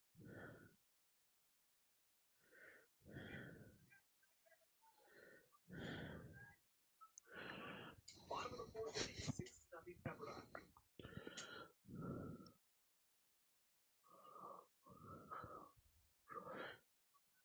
And the pitch coming. Kicks, deals. Misses inside for ball 1. Well, I'm sorry, for ball 3. If ESPN Plus would stop messing with the scoreboard, that would be nice. So we got a 3-0 count from Nathan Diamond. And Pepperdine finally has someone going get some action in their bullpen. And the 3-0 pitch. And that hits him.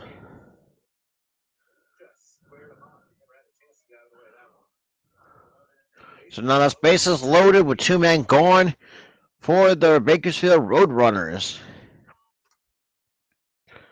Fourth batter, Nathan Diamond has hit this year, and I believe that's going to bring it into his ninth.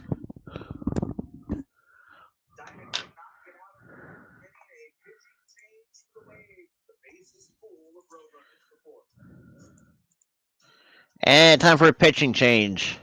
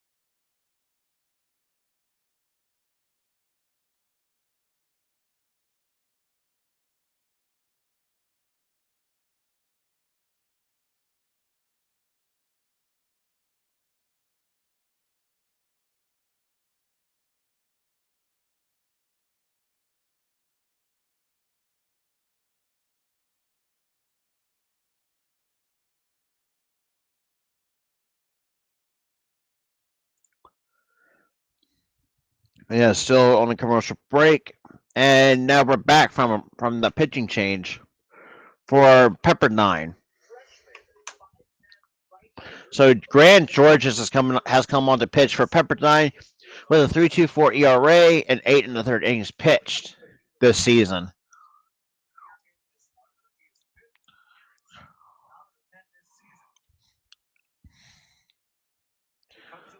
And the pitch from Georges and that's in there for a cold strike. 81, a breaking ball for a strike.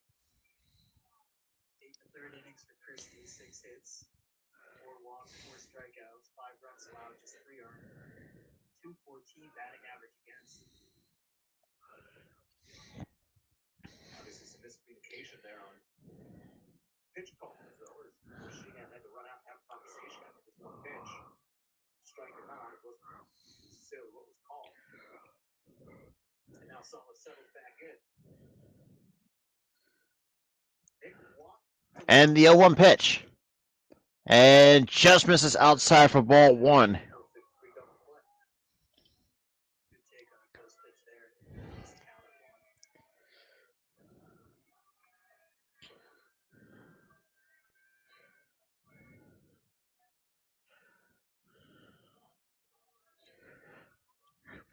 And the 1-1 pitch misses upstairs for ball 2. Runners looking to get on the board for the first time tonight.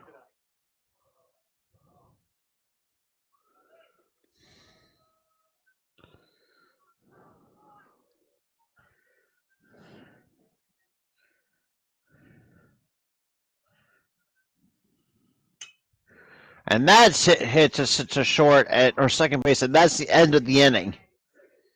And to the top of the 5th we go. So almost towards the halfway point of this game with the Pepperdine Waves still up 6.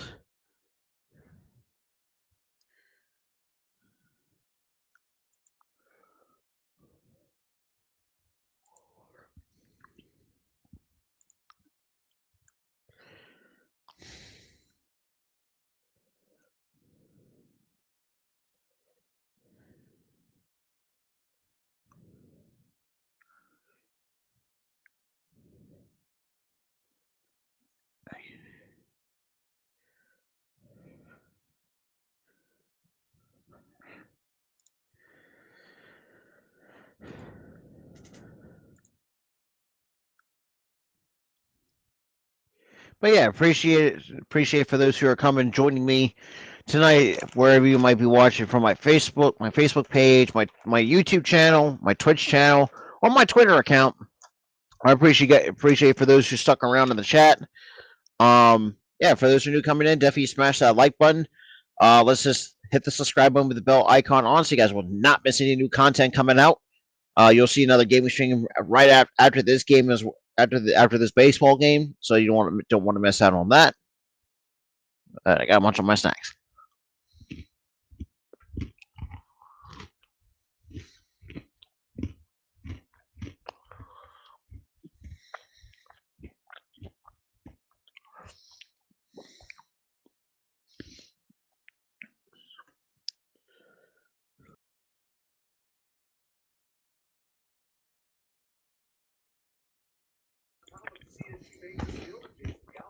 And that pitch misses down in the dirt for ball one.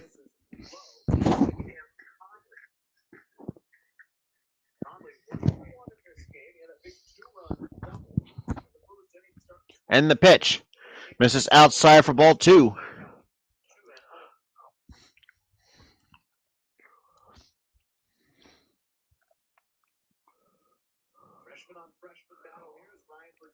And the pitch swings and pops it up to the right side of the infield, and that is out of play.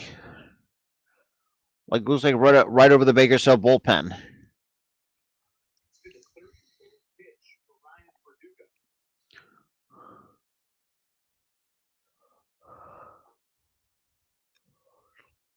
This is right around where he ran out of steam at Riverside after 2 1/3. Touched up for a double after hitting a batter. And here comes a 2-1 pitch from Verdugo. And he swings and drives it to shallow center field, and that center fielder makes the catch for out number one to start the top of the fifth. Tough task to ask a freshman to throw. One shy of 40 on Sunday. Come back on a Tuesday and pitch into the 30s as well. So Noah Liglis is 1 for 1 today. And the pitch misses upstairs for ball two. On ball one, I'm sorry.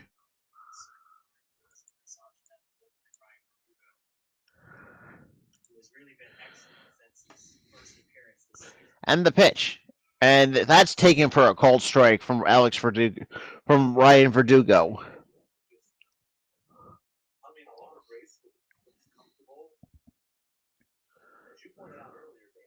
And the 1-1 pitch. Swings and fouls it back for strike two.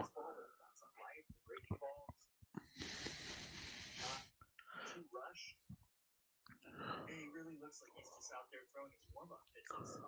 You look up at the scoreboard and see 89. Makes you wonder what he can get to in a couple of seasons here at CSU Bakersfield.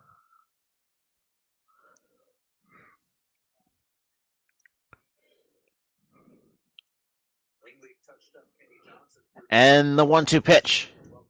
And fouls it back to keep the Cows still at 1 ball and 2 strikes. I appreciate it, man. I appreciate it.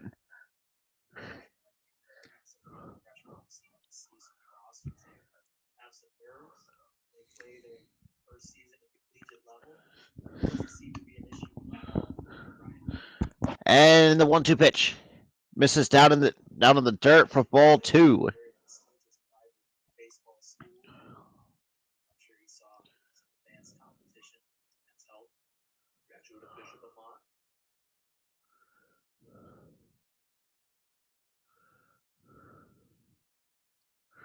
And the 2-2 pitch swings and drives it to deep medium right, and the right fielder makes a catch for out number two.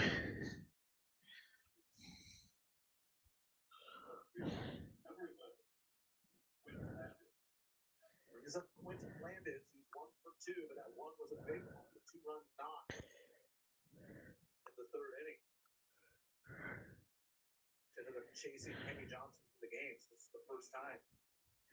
And the first pitch is taken for a called strike. So no balls and 1 strike is the count. Hugo's retired 6 straight, 7 of 8 since entering the game. And the 0-1 pitch misses downstairs for ball one.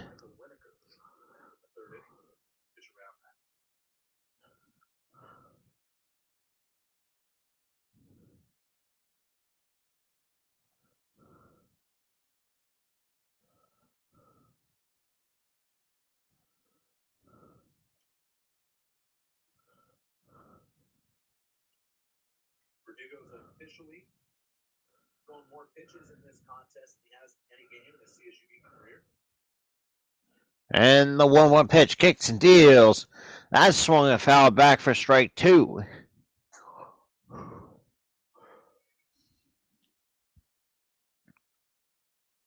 he is now a strike and or out away from the longest outing of his Roadrunner career as well. And the 1-2 pitch kicked. And that's swung, and that's going to drop for a base hit for Pepperdine. So a 2-out single to lead off the top of the fifth for Pepperdine.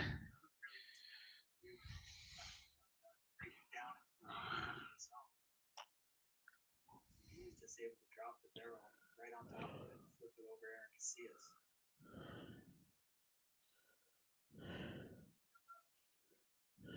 So here is Cole Sheehan. He's 0 for 2 in this contest. Has struck out both times. Verdugo entered after Kenny Johnson had thrown a couple pitches to Sheehan and was able to battle back and strike him out. Sheehan fouls this one off 0-1.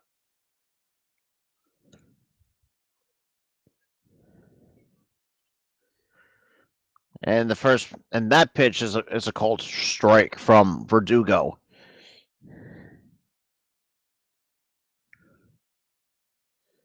And the pitch, and that's taken for a called strike.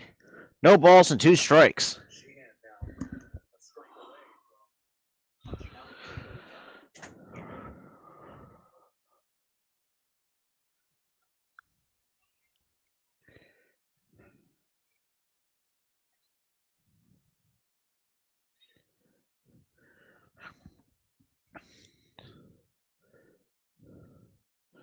And Verdugo steps off to keep the.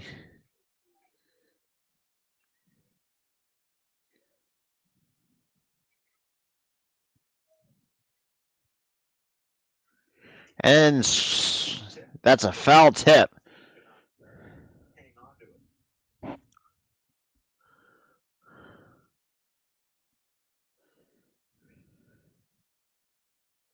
Michael Winnicker's on deck. 2 away here at the top of the fifth. Got an 0-2 delivery to Sheehan. So Verdugo gets set and goes over. He keeps the runner close at first base.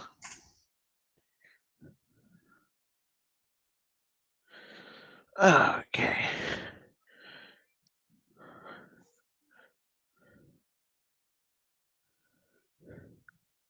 So Verdugo gets set and delivers it and steps off.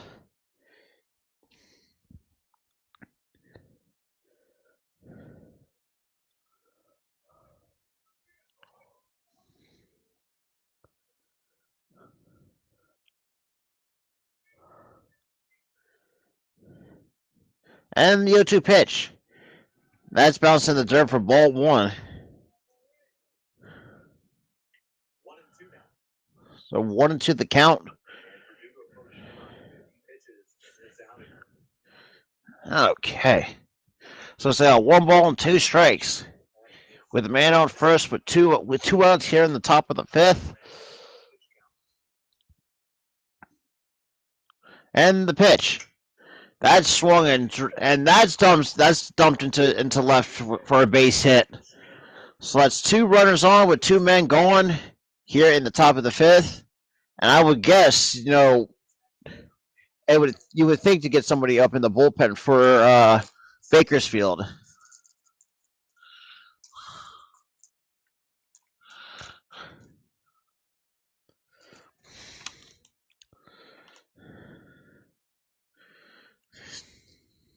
There's a look down.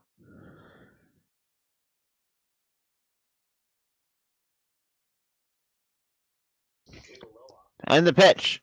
Misses inside for ball one. Player Jeremy said he wanted to see pitch at some point this game. First pitch is a ball, 1-0.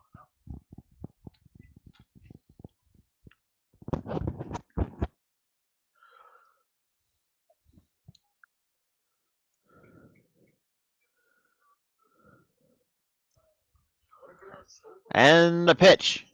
And that is taken for a cold strike.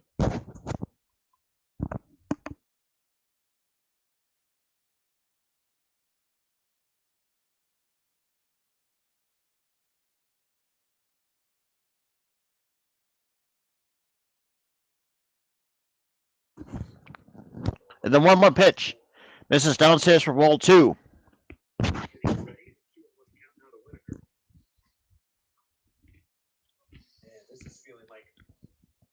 Yeah, huge shout out to the two viewers that's still with me here on this late night college baseball live play-by-play.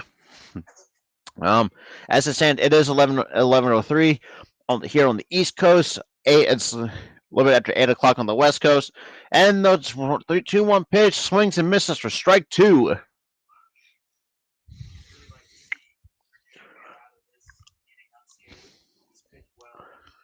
So Verdugo looks at his wristband, trying to look over the pitch sequence. He gets set and delivers the 2-2 pitch. Misses downstairs for ball three. So both runners will be off and running on this next pitch. I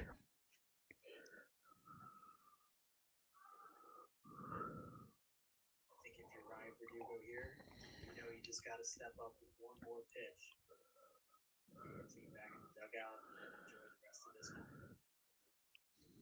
And the 3-2 pitch. And that's sliced foul. The count still stays at 3 balls and 2 strikes.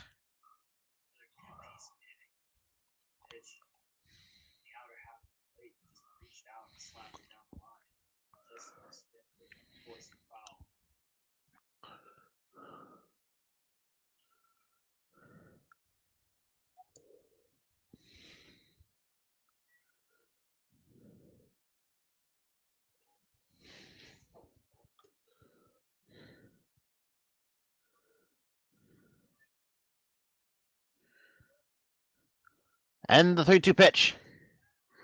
Yeah, what's going on, Chad? And that is ball four, and bases are loaded with 2 men gone here in the top of the 5th. So if I'm the head coach of Bakersfield, man, I would start, try to bring another arm in.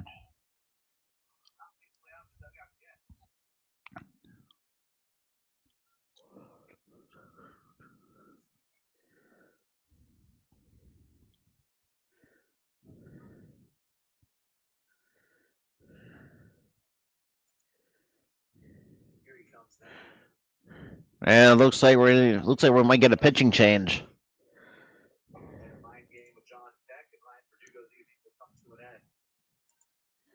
And we have a pitching change going underway. 1 second, guys.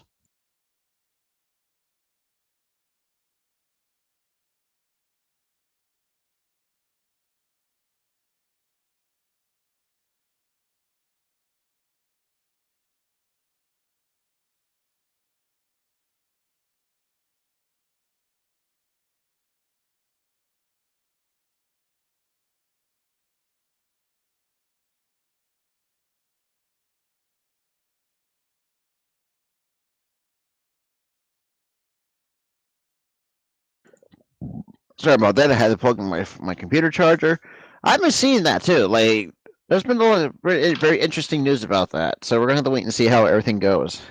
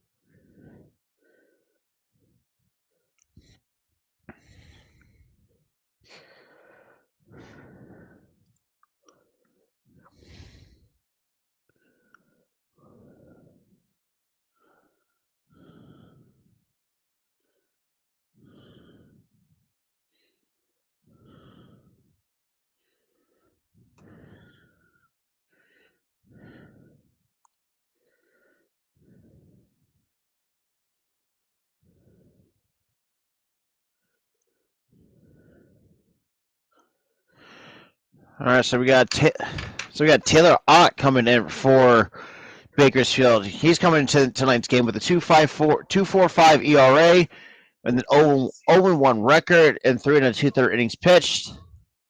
We'll see. We're gonna really see how much money that the Saints might pay for the Honey Badger.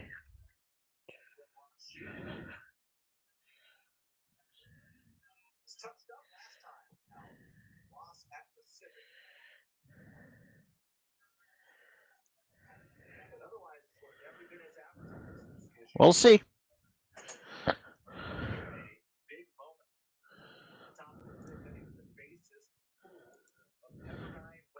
Pepperdine already leading this game 6-0.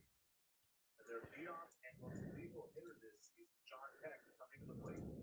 So I got their leadoff hitter John Peck coming up with the bases loaded with 2 men gone. Now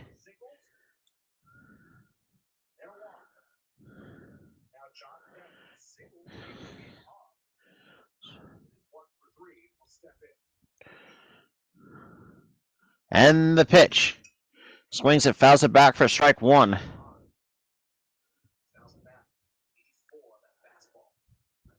So John Peck is 1 for 3 today for the Pepperdine Waves.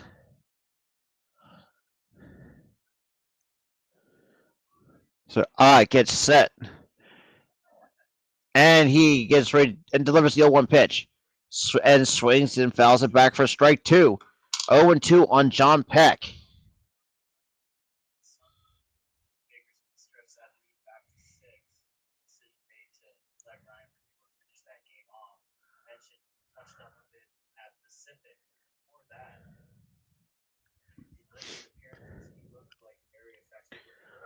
And the pitch swings and skies to shallow right field, and the right fielder makes the catch for out number 3, and that is the end of Pepperdine's half. I'm most likely yeah, I mean that might be so, but we're gonna have to wait and see how everything goes. In my honest opinion, so with the way still here, still 6-0 over the Roadrunners, but yeah.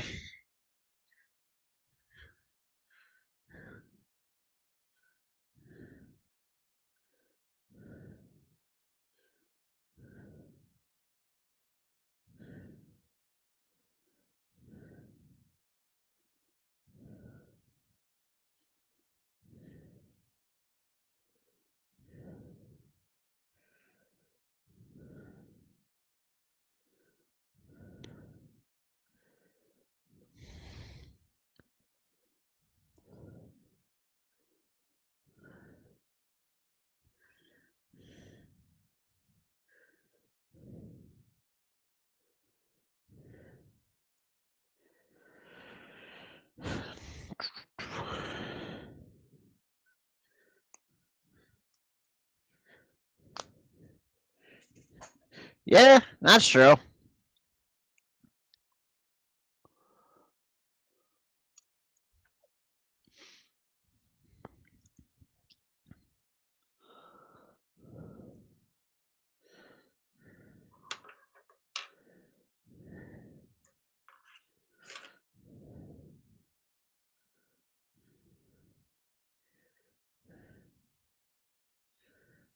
I mean, all right, to the bottom of the 5th we go, and the first pitch is taken outside for ball 1.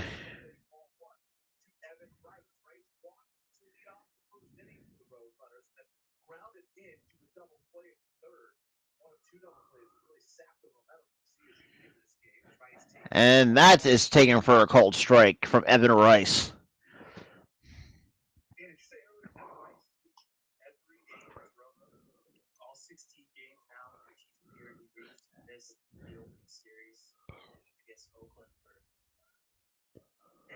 And that pitch missed outside for ball 2 to Evan Rice, leading off for the Roadrunners. And the 2-1 pitch kicks and deals, misses down and inside for ball 3.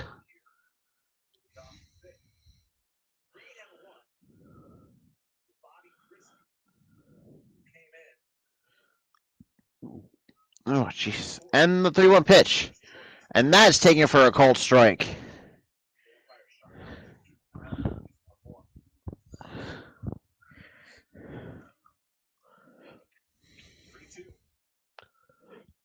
And the 3-2 pitch. And that's enough. That's a base hit right up the middle for Bakersfield. So everybody gets the bottom of the fifth innings started off with a nice base hit right up the middle. Hopefully try to find a way to get back into this game while being down 6.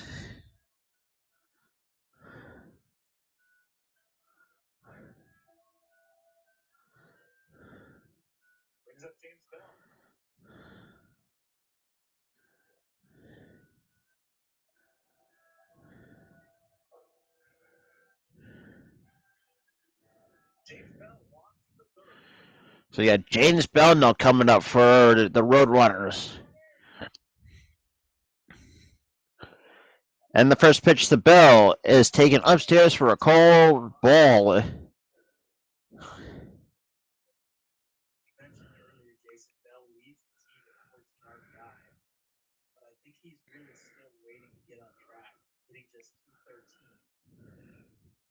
And the pitch misses way up and in for ball 2. 2-0 to Bell.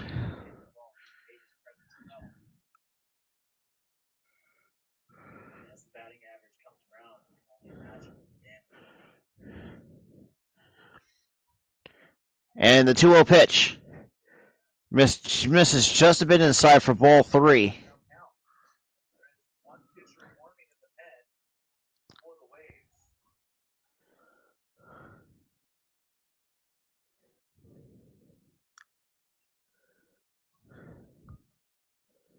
And here comes the 3-0 pitch. And he takes that for a called strike. So he had the green light take.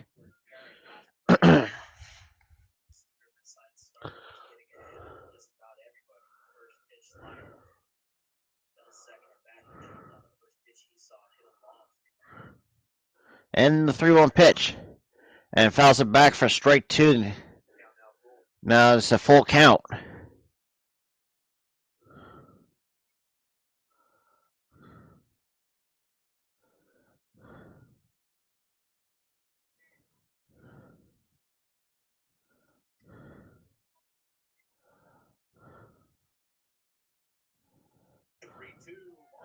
And that misses for ball 4, and that puts 2 runners on with nobody out here to start the bottom of the 5th.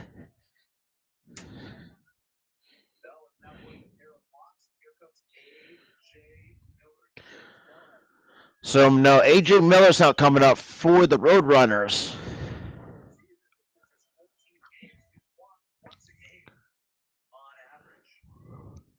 And he is 1 for 2 today.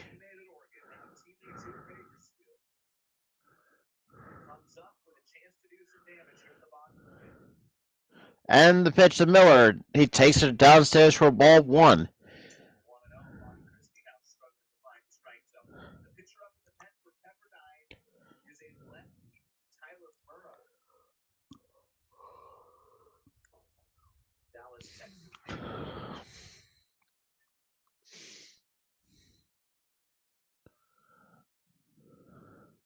And the 1-0 pitch misses inside for ball 2.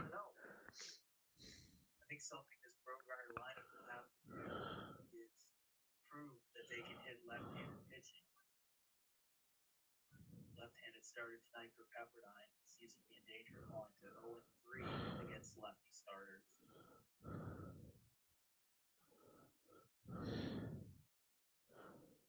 And the 2-0 pitch swings, and that's a fly. Oh, that's and dumps it for a base hit, and the bases will be loaded for the Roadrunners.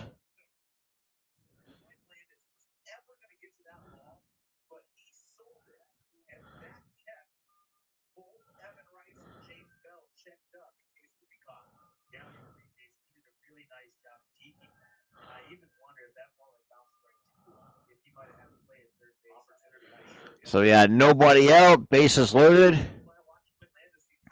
You got Andrew Allenson coming up, and he's 0 for 1 today in tonight's ball game. And the pitch, and swings deep left field, and that is gone for a grand slam. So Andrew Allison pulls the Roadrunners back within 2 on that grand slam in the bottom of the 5th.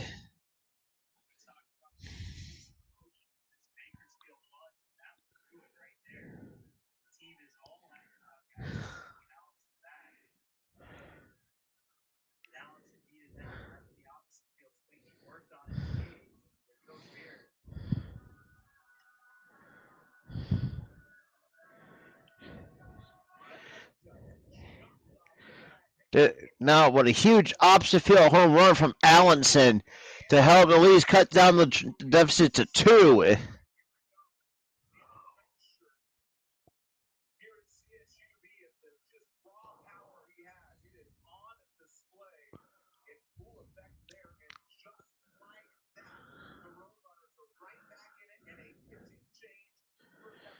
So then here we go, pitching change for Pepperdine,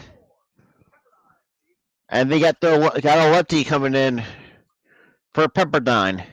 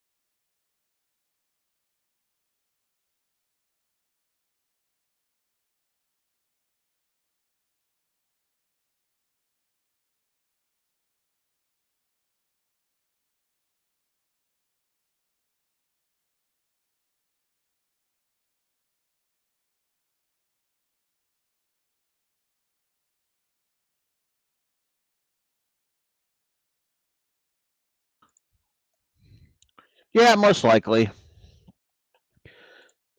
That's pretty much not a given. So I got Tyler Merlin coming in with a 2.70 ERA and 10 innings pitched.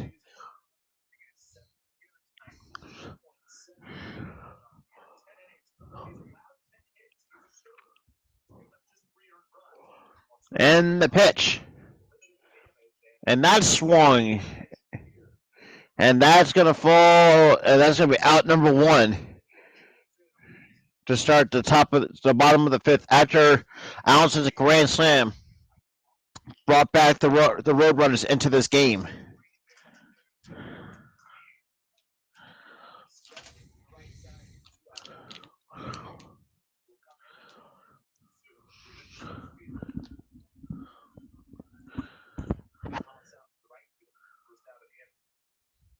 And the pitch misses upstairs for a ball. So 1 ball, no strikes to catcher Bailey Seeger, who is 1 for 2 tonight.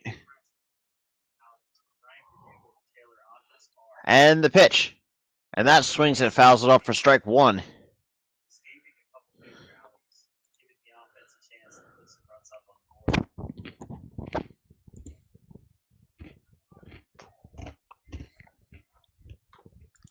And the pitch. That's swung, and that's a hard hit to third. And that is out number 2.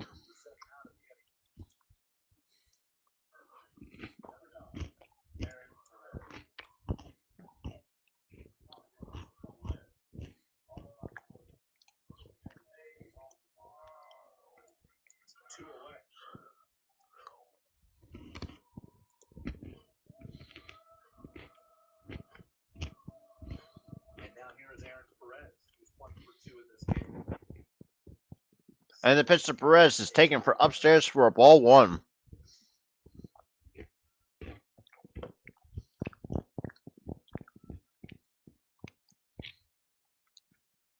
And the pitch. And that's taken for a called strike. So 1 ball, 1 strike from Tyler Murrah to Aaron Perez. And the pitch. And that swings and foul tips into the catcher's mitt for straight 2. 3 days ago, shutout inning against San Diego. And swinging at his strike 3. So then that's the end of the bottom of the 5th. But Allison did some damage. So to the top 6 we go. So technically we're kind of in a commercial timeout.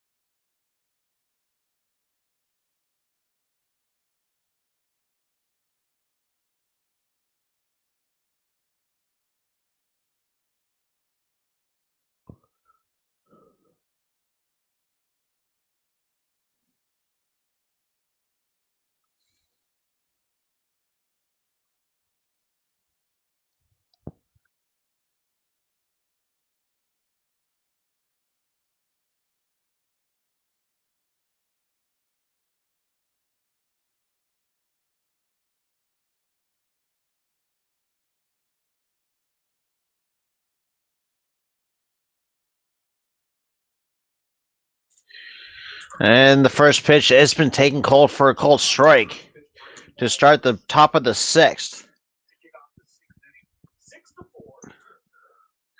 Pepperdine on top of CSU. And that's skied out to the left center, and the left fielder makes the catch for out number 1.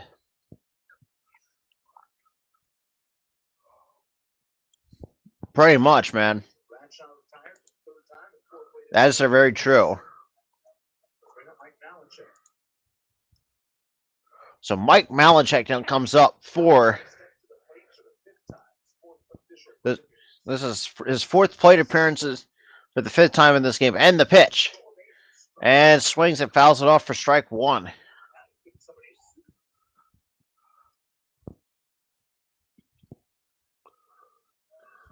Remark, I think he's up plate this many times already, and it's still just 6-4. And the 0-1 pitch. And that's swung right back up the middle for a base hit for Pepperdine. So they got 1 man on with 1 out here in the top of the 6th. Now Ryan Johnson's now coming up for the Pepperdine Waves. After Malinchek reached on a single up the middle. So Johnson tonight is 0 for 2.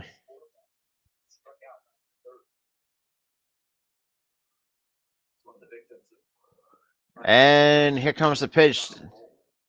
And that's a called strike, but the catcher can't hang on to the baseball. A few times the ball has gotten away from Seager and Pepperdine, hesitant to take an extra base.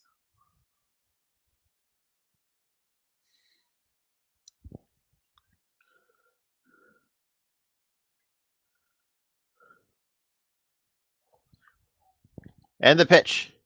And misses downstairs for ball 1.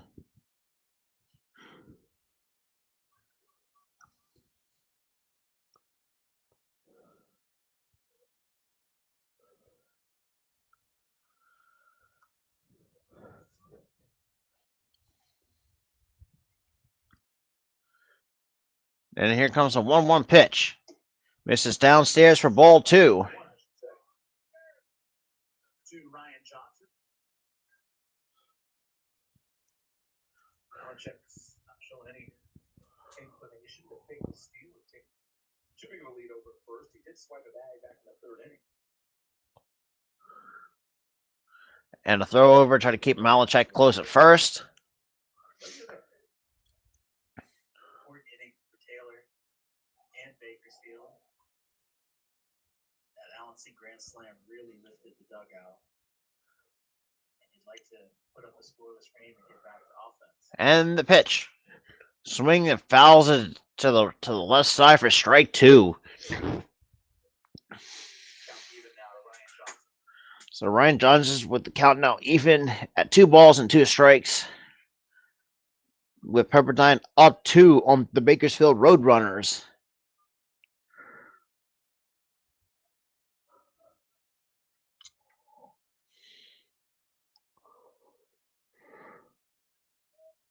And the 2-2 pitch.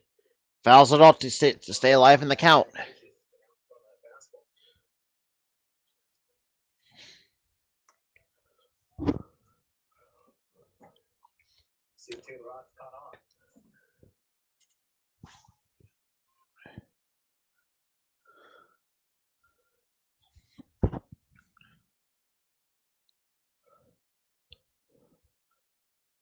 And another throw over to keep Malachek at for close at first.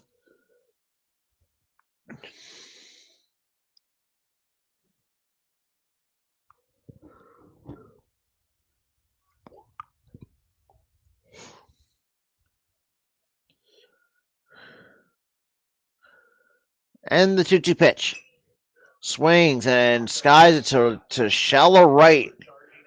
And who's going to make the play? And the right fielder makes the catch. The second out of the inning. They're going to call catch and carry because he did run into the bullpen. So Runner to advance down to second. A great play by AJ Miller. So apparently it's not. So apparently a catch and carry has been called. Miller ends up into the pen, the opening over there.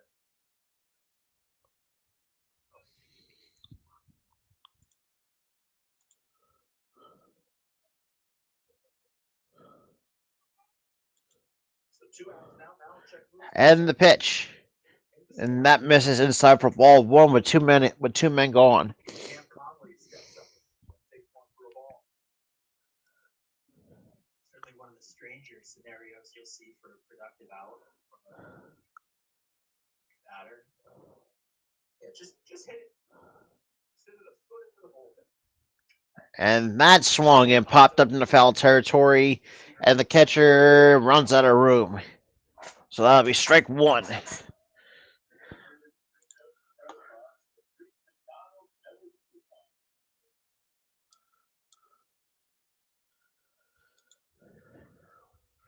So Cam Conley tonight is 1 for 2.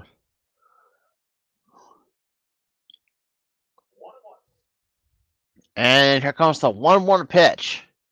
Kicks and deals. Misses downstairs for ball 2. Cam Conley. Freshman. Now batting .296 with 8 RBI on the year. 2 of those came back. First inning, open scoring this game. Also walked and scored a run in the 3rd. And the 2-1 pitch. Swings and misses for strike 2.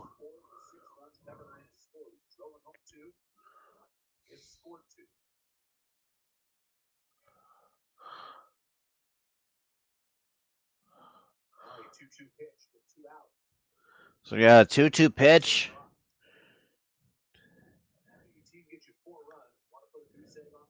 And the pitch. Swings and drives it to shallow right. Or left, I should say. And the center fielder can't make the catch. And it looks like a run comes in to score for Pepperdine to extend the lead back to 3. After what should have been a routine fly ball for the center fielder.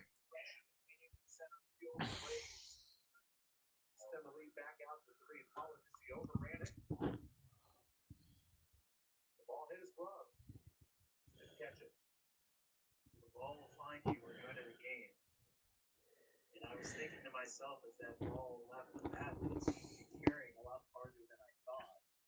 I think it probably looked the same to Pollard. He overran it, reached back, and couldn't quite make the play. Only a very sure-handed center fielder. That's a tough break for Bakersfield. And first pitch misses downstairs for ball one.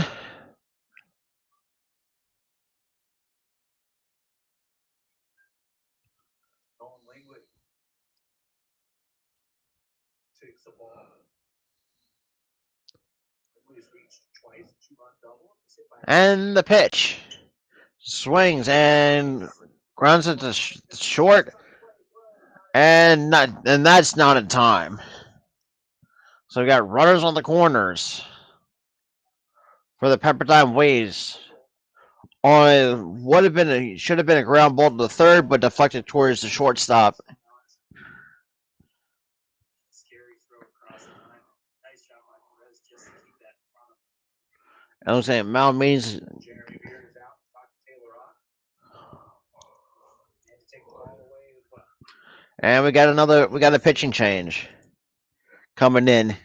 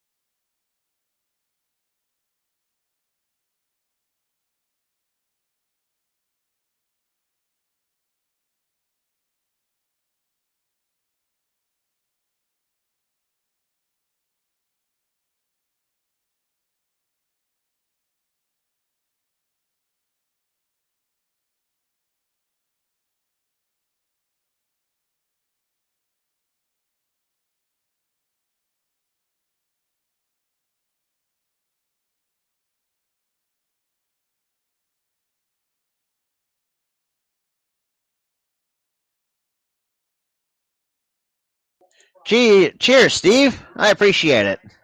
You guys come and join me at 11:30 at night. So Gabe Olua or Oloa has come into the ball game for the Bakersfield Roadrunners.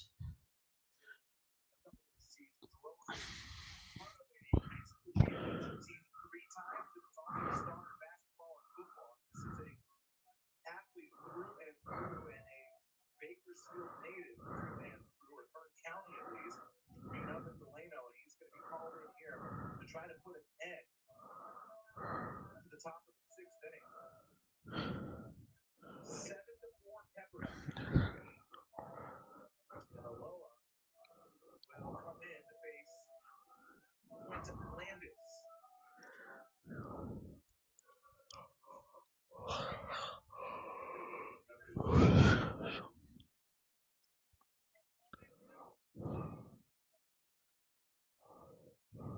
So Quentin Landis is 2 for 3 today.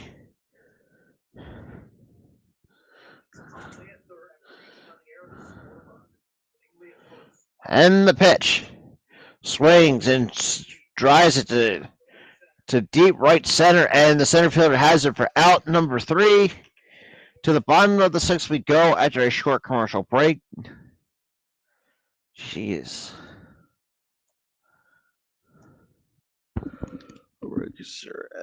Ending this. Oh, there we go. Woo.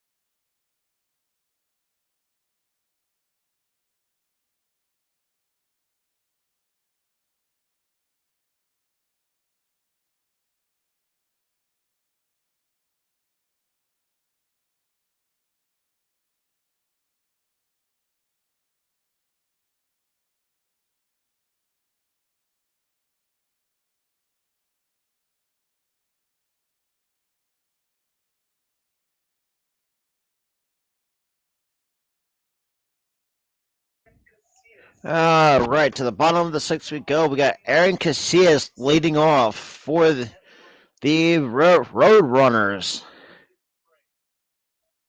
Pepperdine before the first, two in the third. CSUB with a grand slam in the fifth inning to Andrew Allenson, and then Pepperdine gets one back. And the pitch. Swings, and that's a base hit down the and a diving snag by the first baseman for out number one.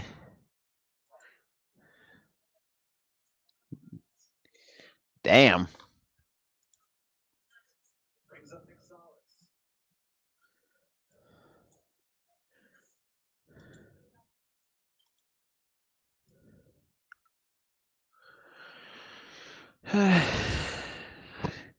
And the pitch, and that's taken for a cold strike.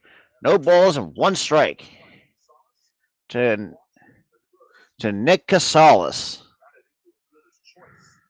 And the pitch misses downstairs for ball one.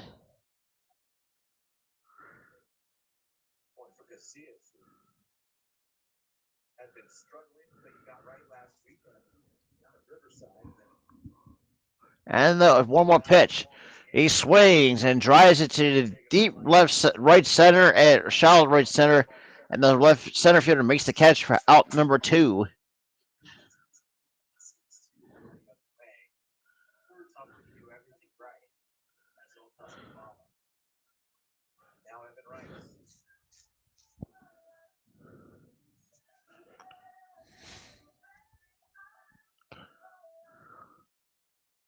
So Evan Rice comes up and takes the first pitch for a ball in the dirt.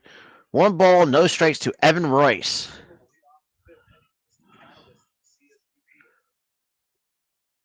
Single walk, single random slam. First four batters back in the fifth. And the pitch. Swings and fouls it back for strike one.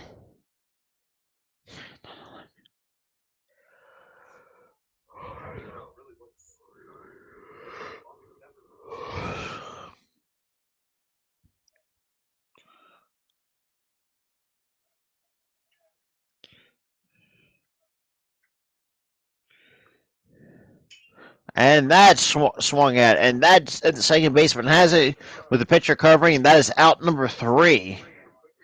To the top of the seventh we go.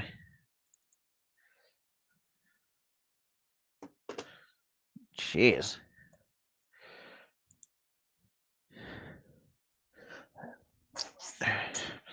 With the Waves still up three over the Roadrunners. Honestly, for those who are joining me, obviously you can tell by the Roadrunners have four. Obviously on the grandstand by Allenson to help.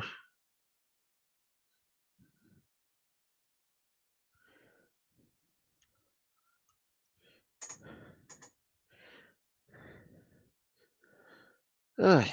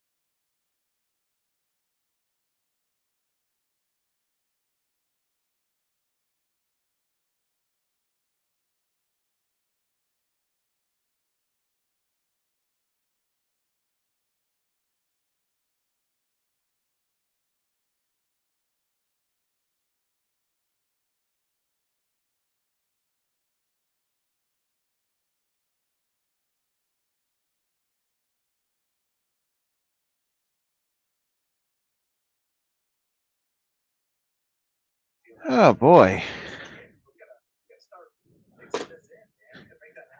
So we got top of the seventh with the weight. Pepperdine still up 3 over the Bakersfield Roadrunners, and the pitch coming. Kicks and deals. That's swung on and chopped.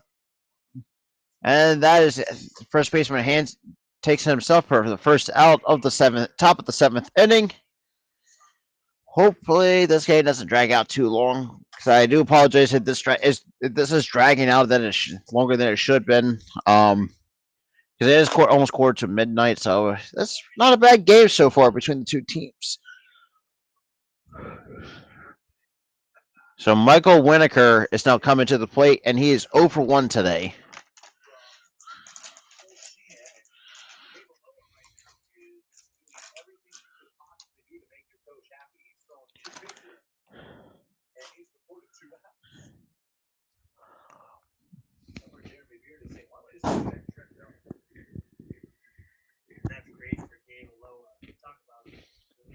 And the pitch.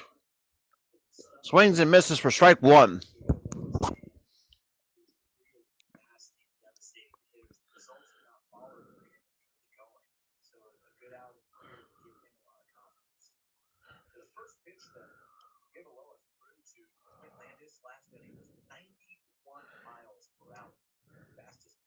And a field butt intent for strike two.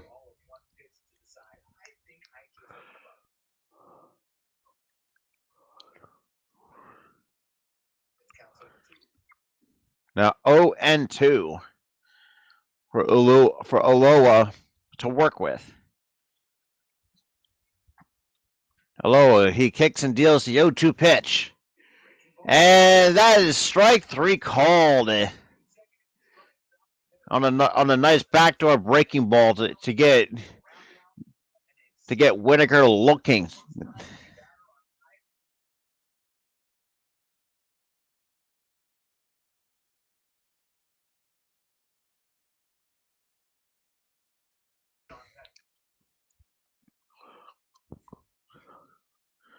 So now John Paxson coming up for Pepperdine. And the pitch. Swings it, fouls it away. And Aloha hits 93 on the gun.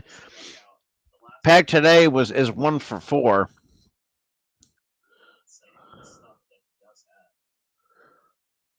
And the pitch from Aloha. Kicks and deals.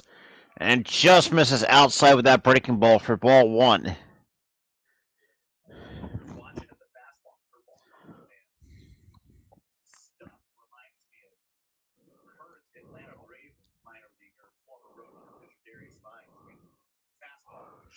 And the pitch. Swing and a miss, strike two from Peck.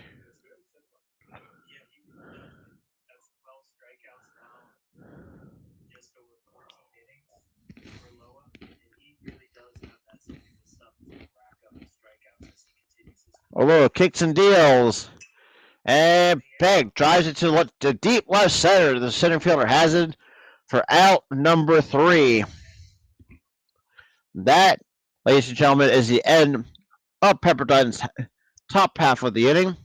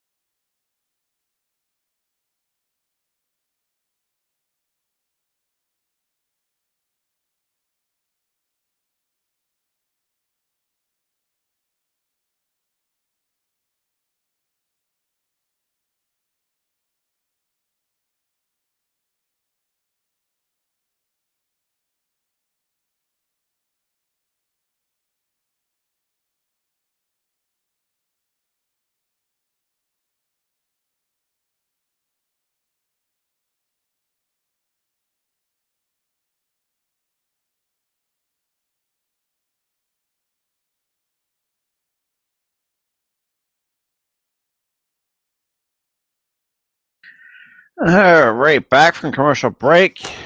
So we're in the bottom of the seventh with the Roadrunners still down 3. So this is going to be interesting to what the Roadrunners are going to do. Go hopefully try to at least try to cut the deficit down. Always try to get back into it. And the pitch misses outside for ball 1.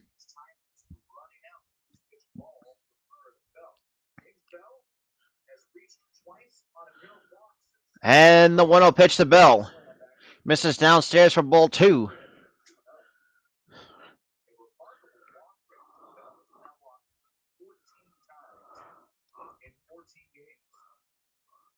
And the 2-0 pitch. And chops it. That's going to be trouble. And the catcher makes the play for out number 1 on a very close play at first.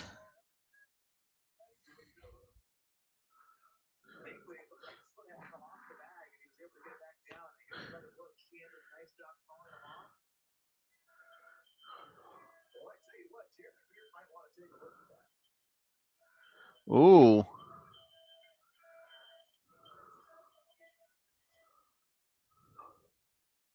I guess they're not challenging it then. And the first breaking ball hits the outside corner for a called strike.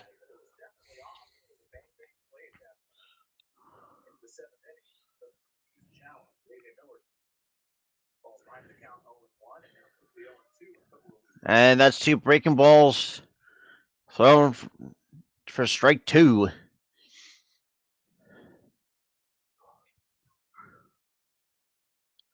And the 0-2 pitch kicks and deals. Swing and a miss, strike 3. That is 2 outs here in the bottom of the 7th.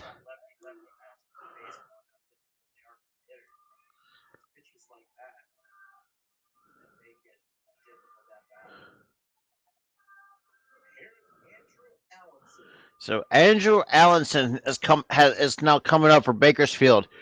He is 1 for 2 with a grand slam, which is his only hit tonight.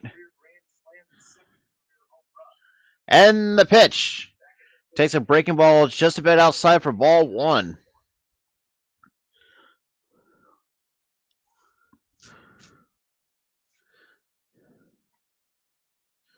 And the 1-0 pitch misses outside for ball 2.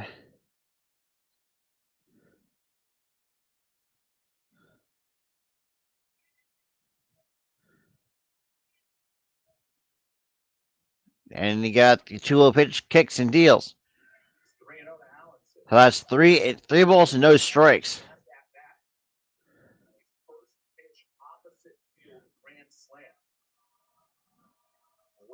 I'm pretty sure he showed in the clip. And the pitch, and he takes that pitch for a strike. So now the count is now 3 balls and 1 strike.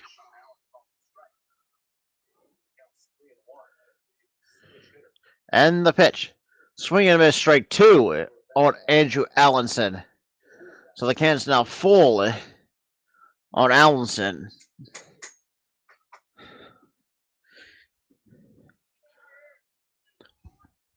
And the 3-2 pitch. And swings and skies it out to shallow right field. And that is out number 3. So time to start the top of the 8th. We're getting down to the nitty gritty here, ladies and gentlemen.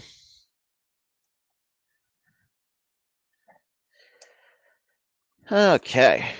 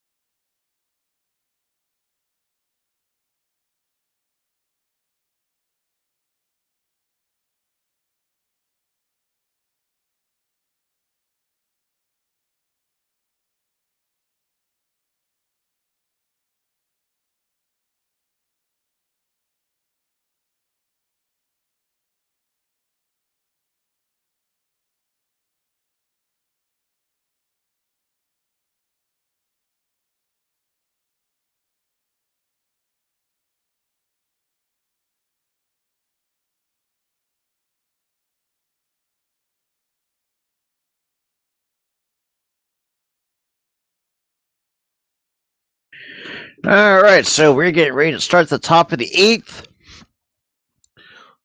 Well, looks like Connor Bradshaw will lead it off. He is 0 for 3 tonight. And the pitch, the Bradshaw swings and flies it out to deep left for out number one.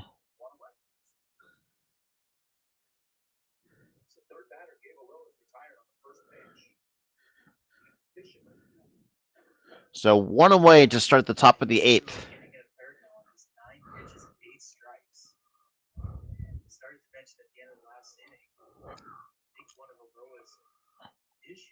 So Mike Melanchak now coming up.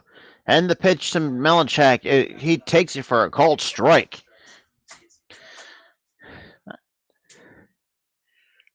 All right.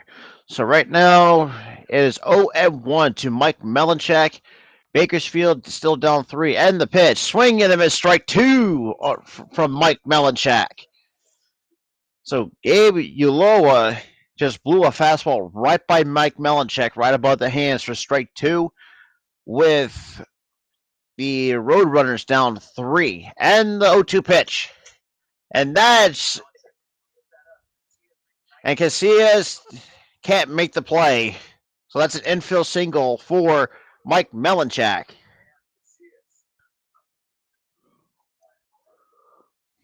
So we got Ryan Johnson now coming up.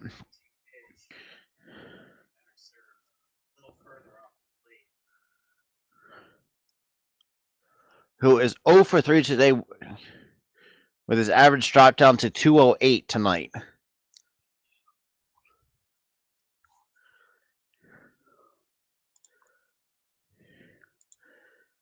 And here comes the first pitch to Johnson.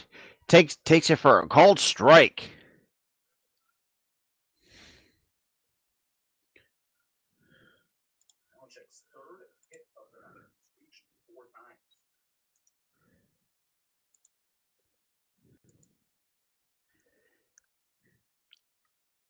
And here comes the 0-1 pitch, and try to keep Melanchak close to first base.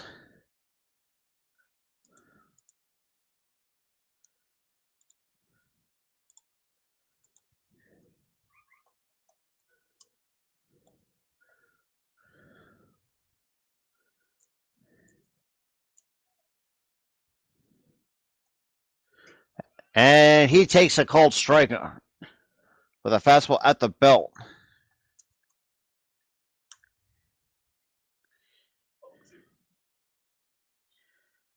Hey, huge shout out to the two viewers watching the stream with me.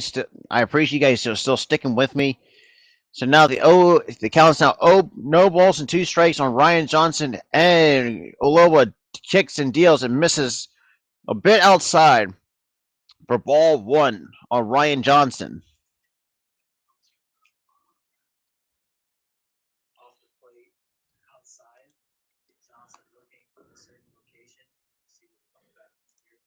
So the count is now 1 ball and 2 strikes on Ryan Johnson.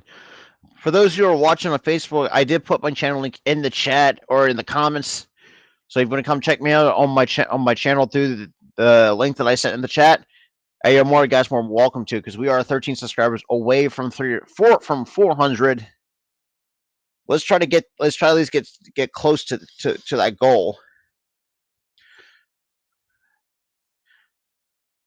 And the 1-2 pitch to Johnson. Swing and a miss, strike 3. That is 2 outs to start the top of the 8th.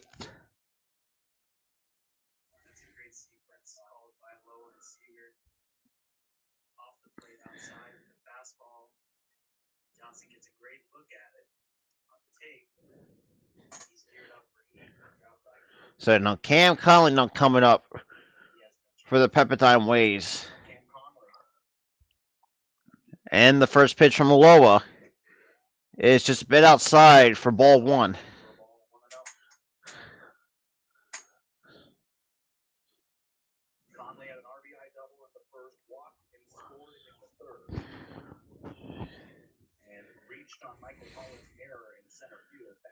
And a pickoff attempt to keep Michael Malinchak close at first base.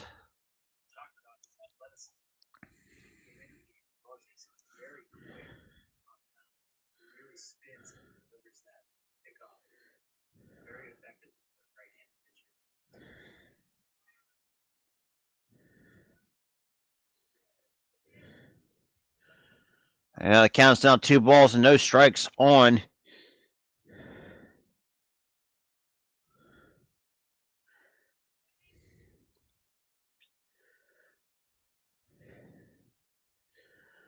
And here comes the 2-0 pitch from Aloha, and he hits the inside corner for strike 1 on a backdoor breaking ball.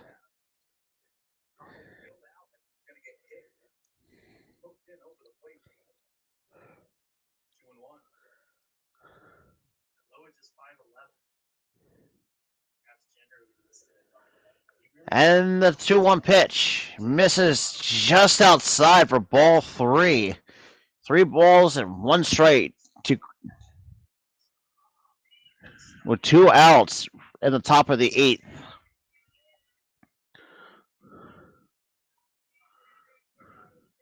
Aloha gets set, and he kicks, and he throws over again to keep Malinchak close to first base.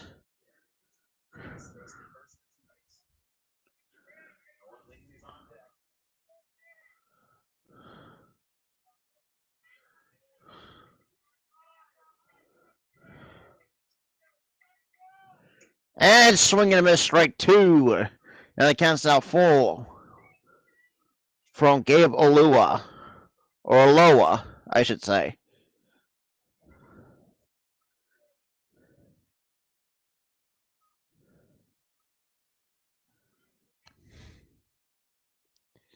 So we got 3 balls and 2 strikes. And the pitch. And fouls it back to stay alive in the count.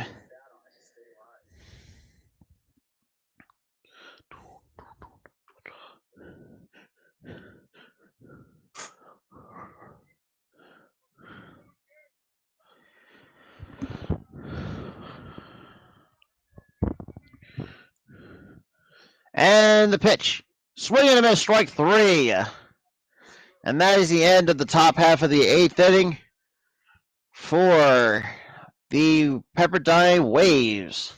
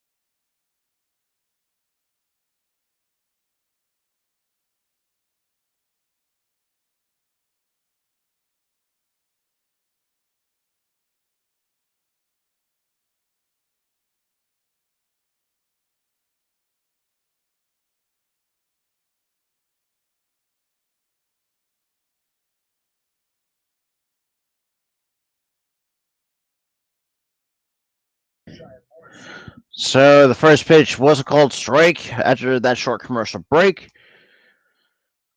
And here comes the 0-1 pitch. He kicks, delivers, and misses downstairs for ball 1.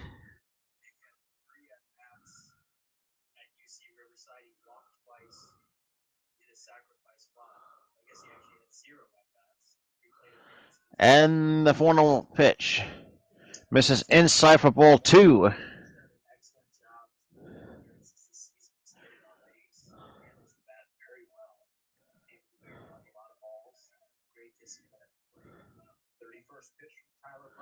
And the pitch misses upstairs for ball 3.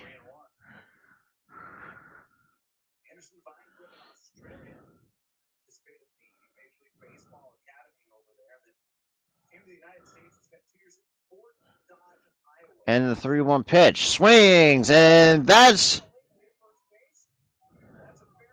a fair.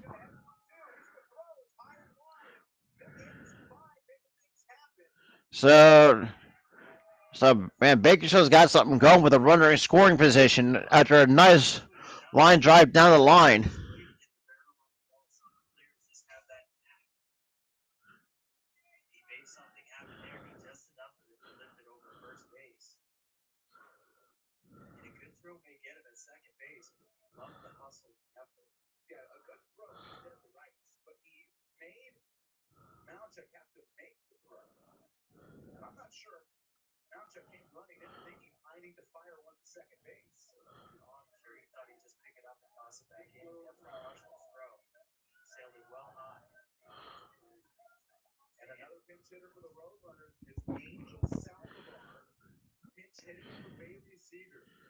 So we got a pinch hitter coming up for Bakersfield.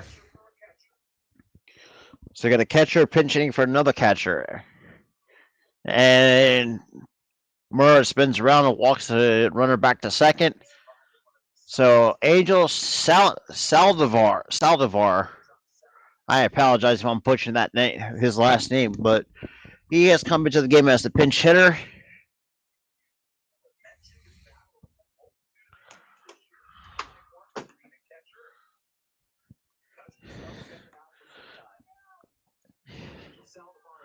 And the pitch misses downstairs for ball 1.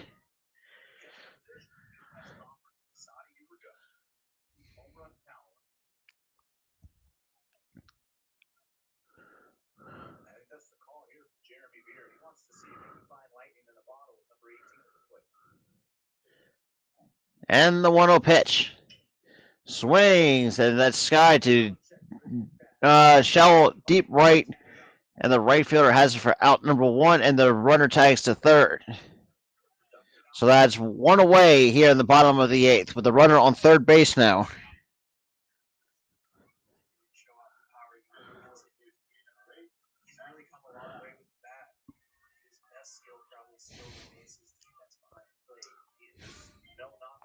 I mean, so far, I mean, I know Bakersfield is trying to make something happen here, but it's I don't know, man. It looks like it's going to be very tough for this Roadrunners team to really kind of make something happen, but I might be wrong. And here comes the first pitch from Murrah. Misses downstairs for ball 1. So now Matt Parada has now come on to be again another pinch hitter. Or Carrada. And the pitch. And swings and misses for strike 1.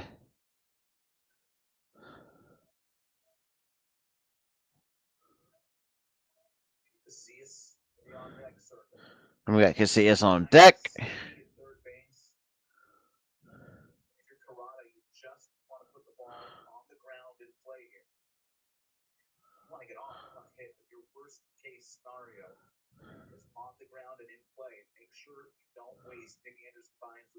And the pitch. Chops it foul.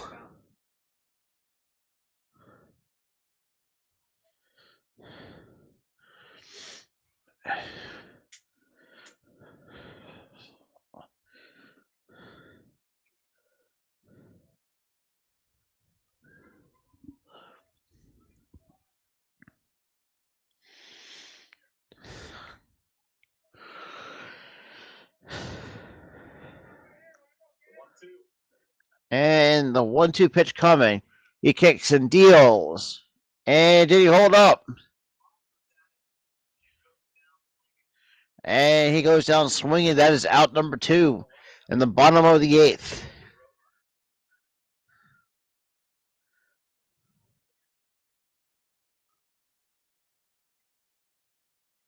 Now Aaron Casillas. Talked about it a few times this season with Casillas. So Aaron Casillas now coming up for. High classification, but really one of the veteran leaders of this team that seen quite a bit of roster turnover over the last couple of seasons. He has an opportunity here for a big moment.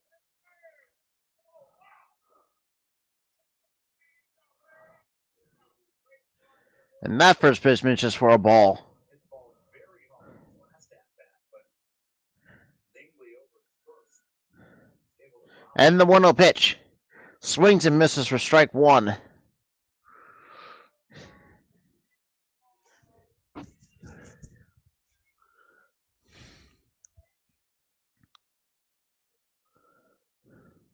Vine up 3 steps off the ball in third. And the pitch. And he didn't had a hard time checking his swing. That is now 1 ball and 2 strikes on an Aaron Casillas.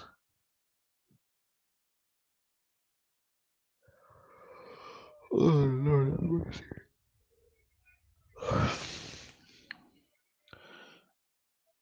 And the 1-2 pitch. And that gets away from the catcher, and the run comes in to score for the Roadrunners. Now it's a 2-run lead for the Pepperdine Waves. No chance. That's a big break for CSU as they've had some pretty hesitant swings against Murray this hit. Shame that everything he could do there, but ball bounces 9 feet in front of the plate, comes up and catches you with the shoulder. There's nothing you can do as a catcher. Now 2-2. And the 2-2.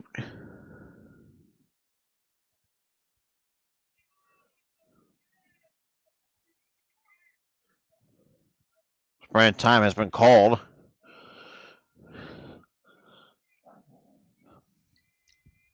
And the 2-2 pitch. He chops it, rolls over to the short, and that is out number 3. Now to the top of the 9th we go. Good Lord. I appreciate for those who were sticking around with me, because I know most of you guys are probably in bed at this time.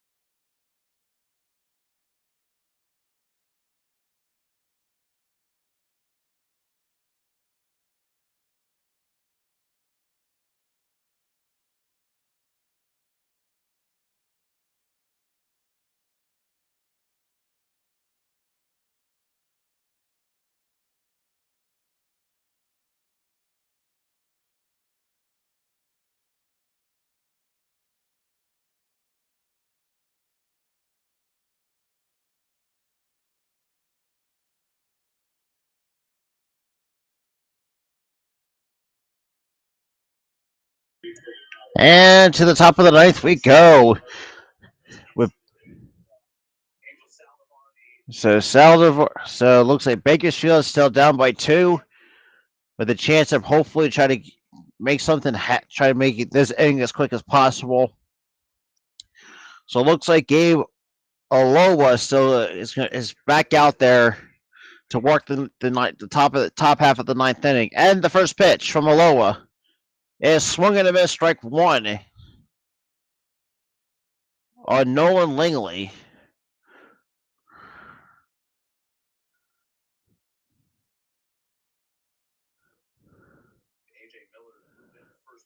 And the pitch. Swing and a miss, strike two. So 0-2 on Nolan Langley.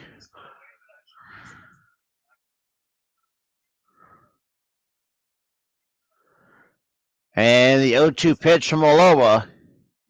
And did he go? He did not go, according to the first base umpire. But now the count is now 1-2 strikes.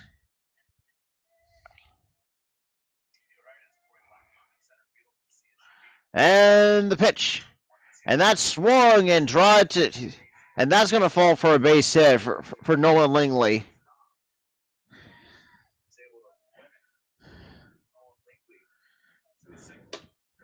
So one man on with nobody out here in the top half of the first inning. Oh, I'm sorry, ninth inning.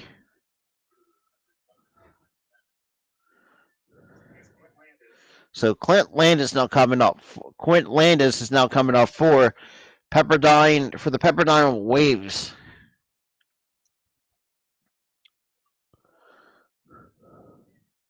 So it's most likely for the Bakersfield looking for a double play at least to get the first two outs of the inning and hopefully try to make this inning as quick as possible, and then hopefully they can get back in the dugout and try to make something happen.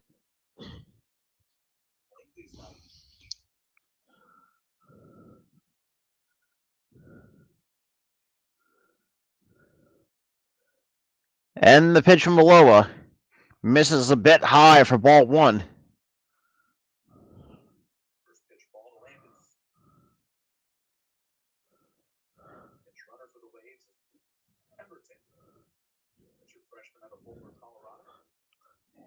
And the first and the 1-0 pitch, and that is over for a called strike. So now the count is 1 ball and 1 strike on Quint Landis.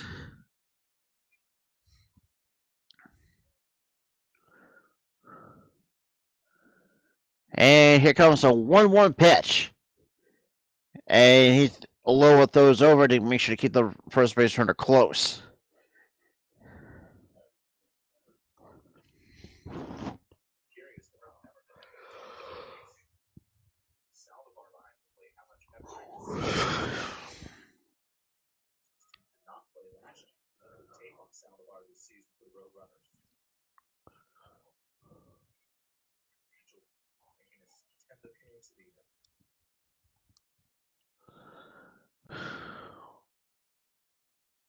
And the pitch. And try to do a back pick, and that goes away from the first baseman, and the runner moves up to second. Just a horrible misplay.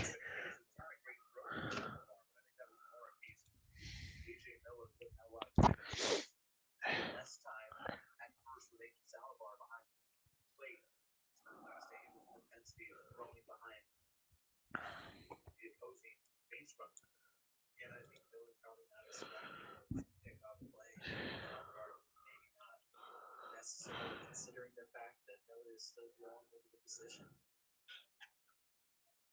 Probably one they'd like to have back.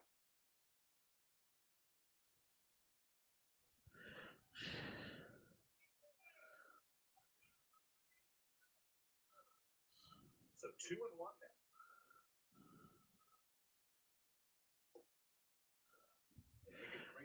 And that misses 3-1.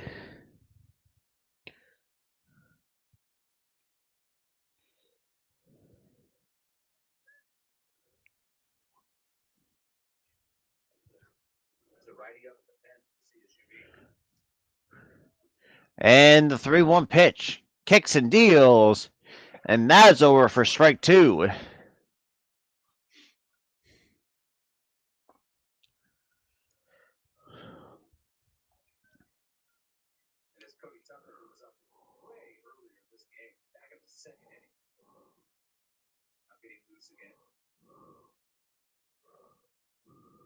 And the pitch, and chops it to short.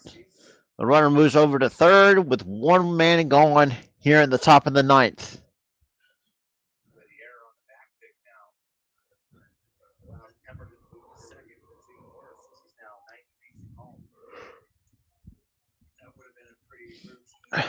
Absolutely.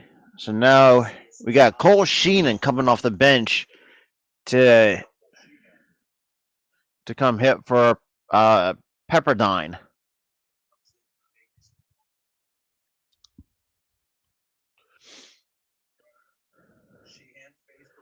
And the pitch. And that's over for a cold strike.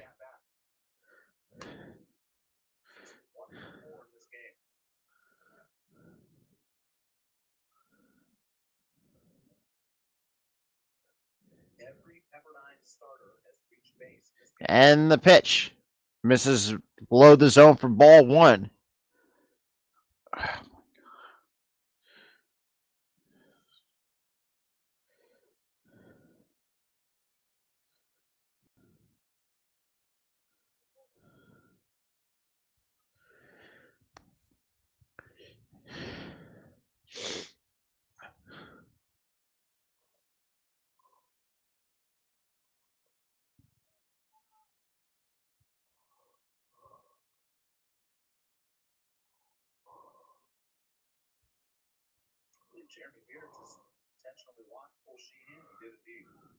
Yeah, so now an intentional walk on Cole Sheehan.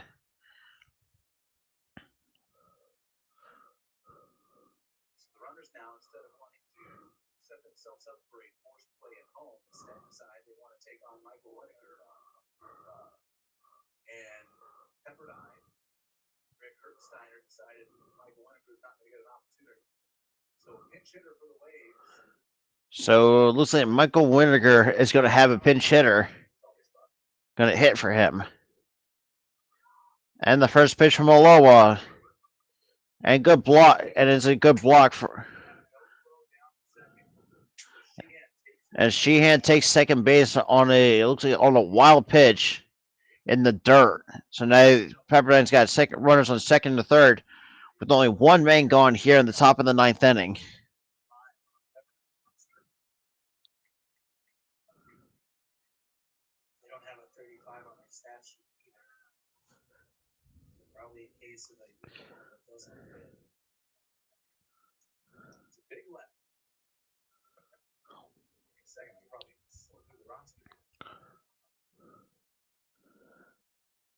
And the 1-0 pitch. Misses downstairs for ball two.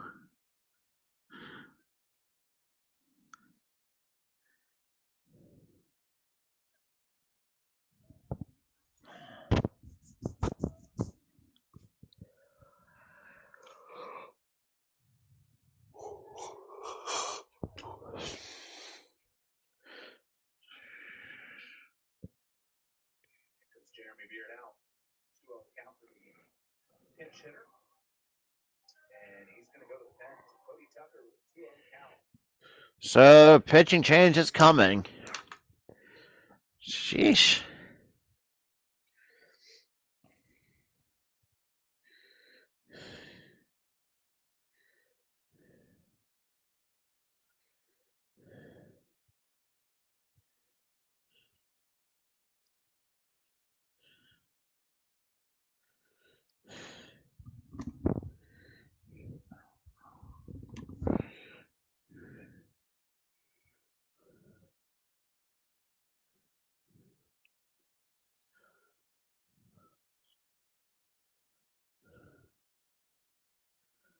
Oh boy.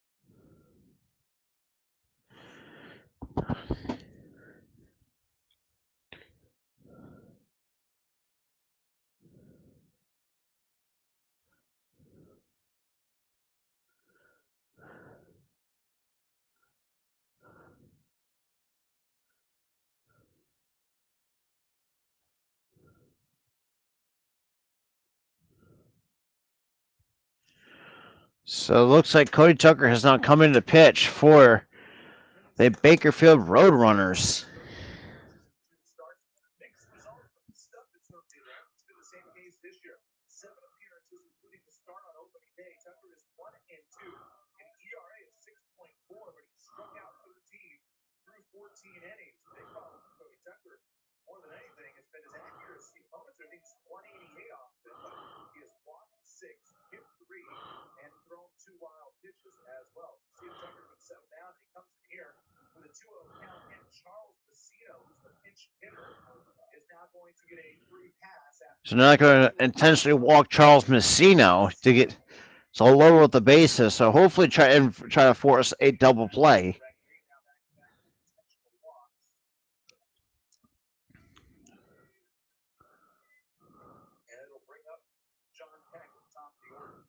So John Peck for more. Now he's coming up with the bases loaded with one man gone. And the pitch from Tucker. And Peck swings it and a nice diving catch, and the run comes in to score. So to make that a 3-run lead for the Pepperdine Waves. Pepperdine's most dangerous hitter. Bakersfield has done a really nice job against him tonight. They retire him again there. He's just 1-5. He hit that ball hard. Made his presence felt in that at bat. So now we got Connor Bradshaw coming up to the plate with 2 men going, and the pitch. And he swings and skies it to left, and the left fielder makes and misses it. Damn. Well, there's another run for.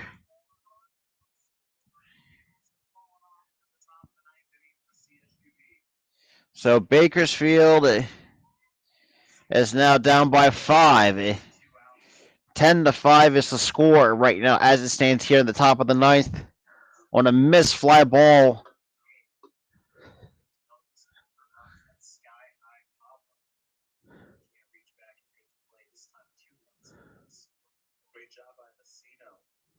So Messino and the other runner score. That increases the Waves lead to 5 now here at the top of the 9th. And that pitch misses outside for ball 1. So Mike Malinchek now coming up for the Pepperdine Waves.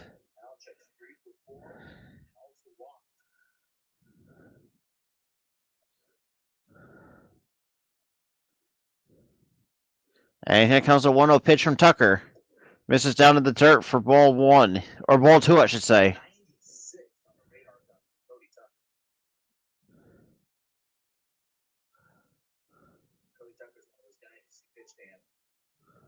Just saying, man, if it ever clicks and he can throw 96 with a sinking fastball and paint the bottom of the zone, he goes from swing arm reliever. And swinging to miss strike 1. He goes from swing arm reliever to I was going to say, top 3-round draft pick, throw 96 with some sinking accuracy. He does have a real natural talent. The ball just moves out of his hand. Another guy with an easy release. And the 2-1 pitch. Swing and a miss, strike 2. Really well out of the bullpen. Just 2 hits and 2 runs in his last 8 2/3 for CSU. That's the type of pitcher you feel like. No matter what happens this year, comes back next year, decides he wants to take a shot pro. Like there's going to be a team that looks at him and says, "Okay, we can fix that." And the 2-2 pitch. And fouls it off the catcher, and that looked like that hurt.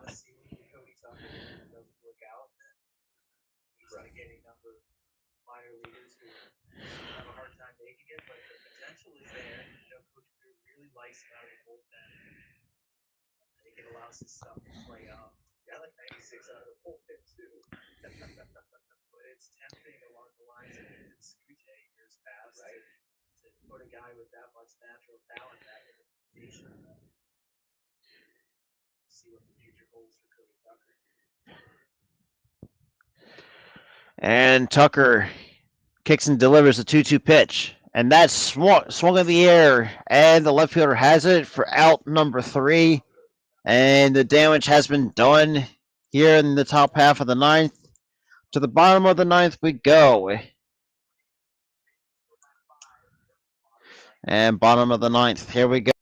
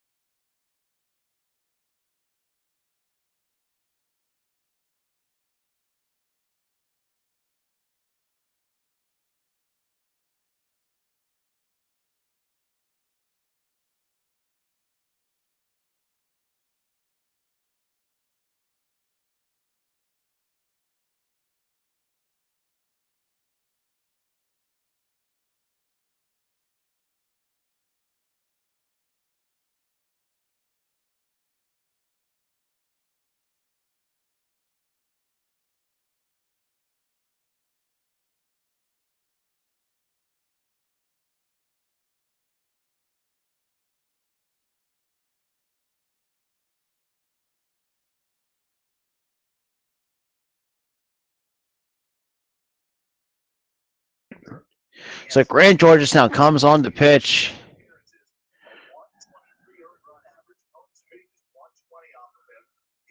To come out to pitch the bottom of the ninth for the Pepperdine Wave. And the pitch. And misses upstairs for ball 1.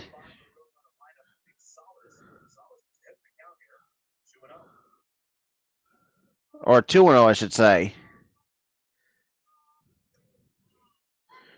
And that's over there for a called strike.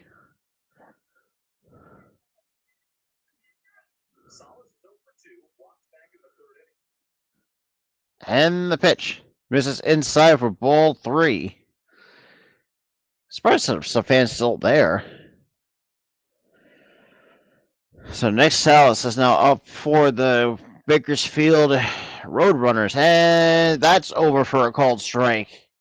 Counts now full on Nick Salas.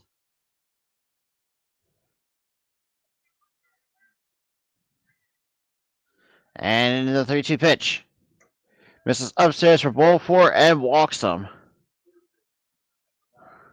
Bakersfield came from behind on Saturday at UC Riverside. Evan Rice's bases clearing double did damage. The 5 walks from Riverside's closer, Corbin Burke, was really the difference. CSU was excellent, taking patient. All right, so we got Evan Rice, who's now obviously a switcher, now batting from the right side. And the first pitch to him, and misses down in the dirt for ball 1.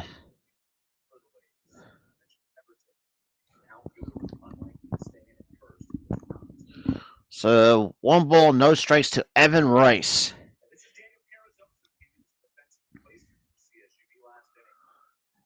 And the pitch.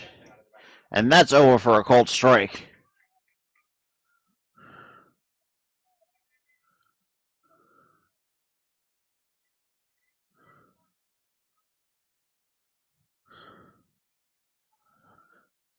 And the pitch. And that's over for a called strike. So 1 ball and 2 strikes on Evan Rice.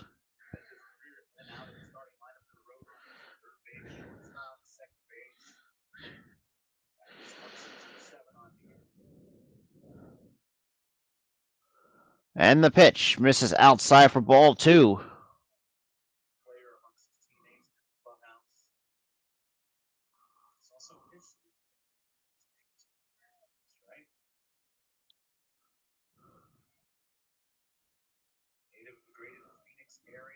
And the 2-2 pitch.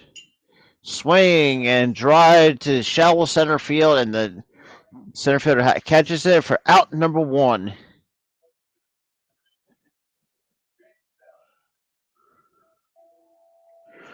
So James Bell now coming up for the Bakersfield Roadrunners.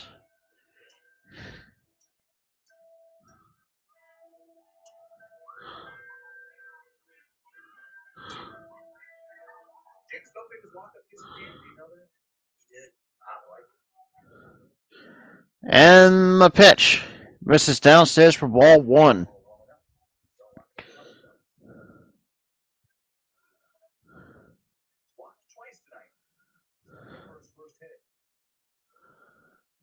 Georges gets set and delivers the 1-0 pitch to Bell.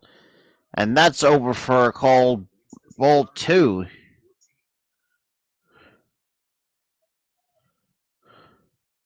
Allison with one swing of the batter cracked into James Bell and AJ Miller's runaway RBI.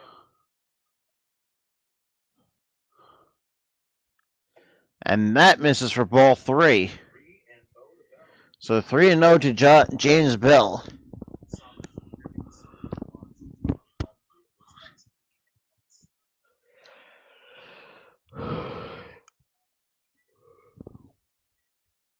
In the pitch, and he walks him.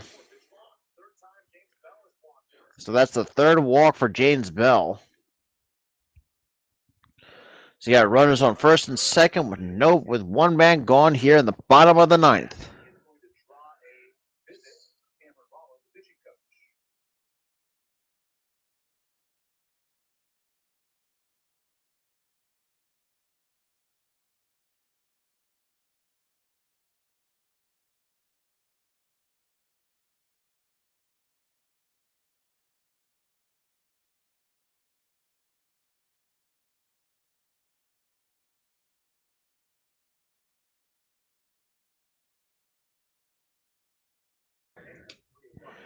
All right, so after a little mound visit, still trying to get everything regrouped.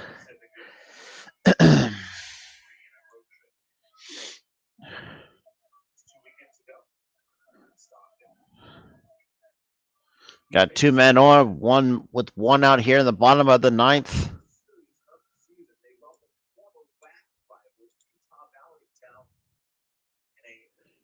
And the pitch is over for a call for a ball. 6:05 first pitch Friday night. Doubleheader on Saturday scheduled for 2:05 and 5:05 tentatively on Alumni Day here at Hartfield. And Sunday's Major League Baseball Day. And the pitch.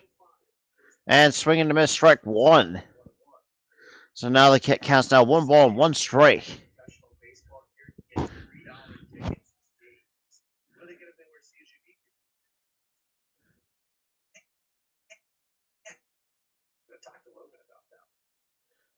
So the count's now 1 ball and 1 strike.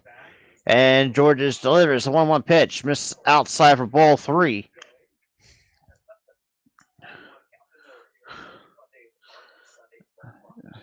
So you got AJ Miller up for the Roadrunners. Hopefully try to work some magic here with 1 man going with 2 runners on base. And when they head in the count 2-1 and the pitch, he stays ahead in the count with 3 balls and 1 strike for AJ Miller.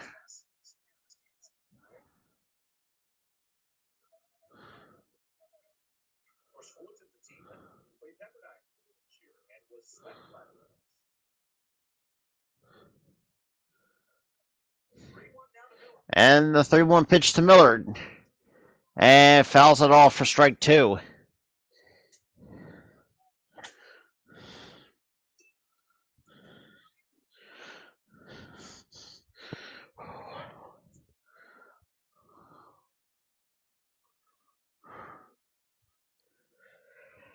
So Miller with a full count on him. With Georges gets set, and he kicks and delivers a 3-2 pitch. And walks AJ Miller. So three straight walks And then Andrew Allenson is now coming up. The last plate appearance.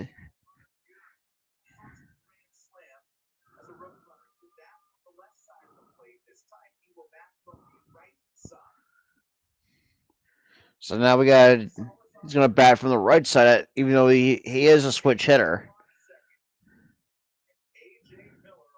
So A.J. Miller reached on with a walk, and they got Allison, who hit a grand slam earlier in the game to help get the Roadrunners back into this game.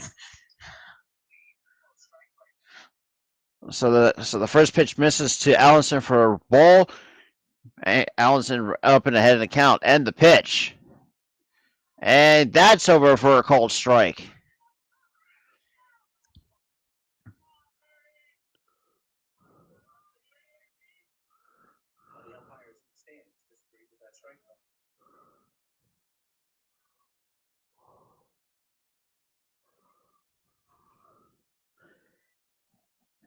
And the 1-1 pitch. And just a bit low below the zone for ball 2.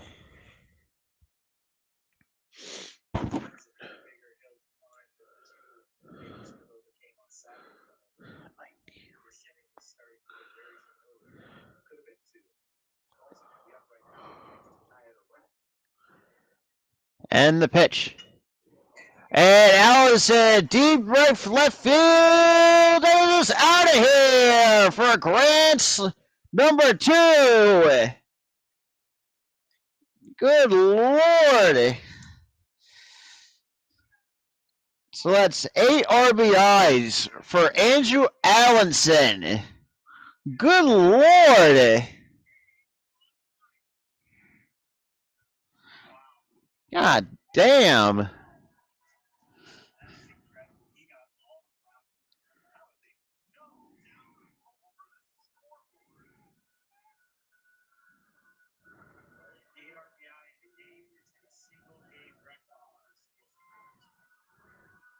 So Andrew Allenson sets a single game record with 8 RBIs with 2 grand slams on both sides of the plate, even though despite that's crazy. So now the Roadrunners are down by 1 here in the bottom of the 9th. So the first pitch after that is called a ball.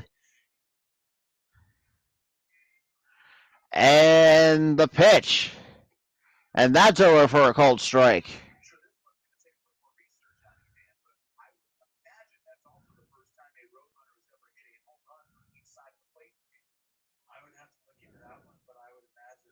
And the 1-1 pitch. And jump right the middle. And that's out number 2.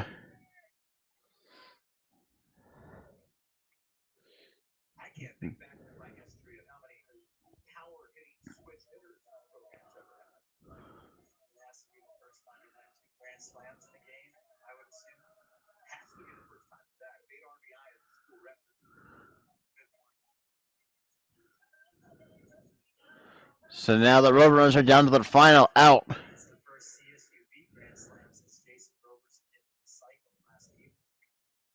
And the first pitch is over there for a called strike for Angel Saldivar. And the pitch. And misses outside for a ball.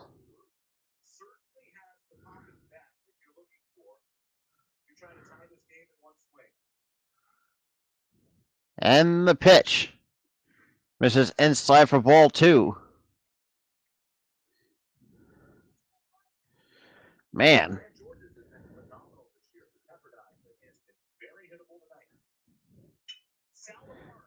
Saldivar. And yeah, unfortunately, we're getting close to 4 hours. But man, the Roadrunners are not going down without a fight. Because Andrew Allerson just hit 2 grand slams from both sides of the plate. First grand slam as a left-handed hitter, and the second one, no doubt, over the left field wall, is from the right side.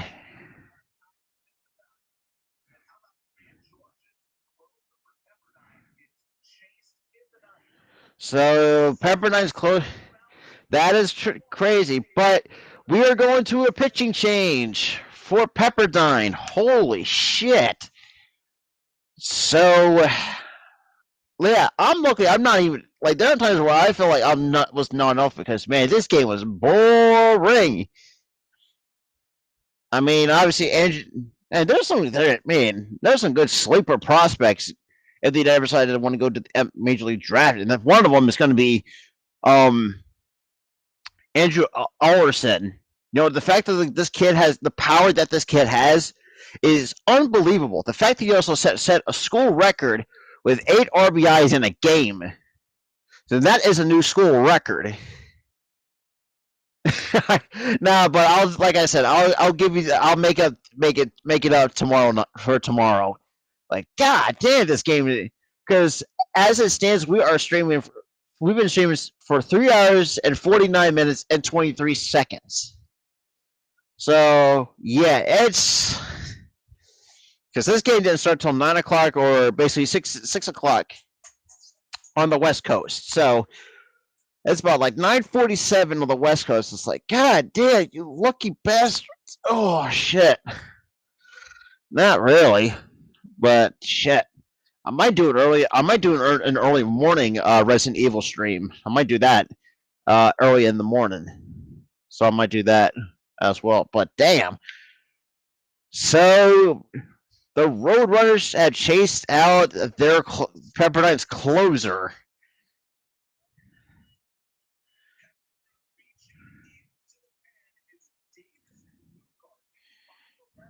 So Davis Lucard has now come into the pitch. Come into pitch after George or Grant Georges was knocked out of the bottom of the ninth inning after giving up a huge grand slam to put the Roadrunners in a chance to at least to walk it off. So Angel Saldivar is now going to hit.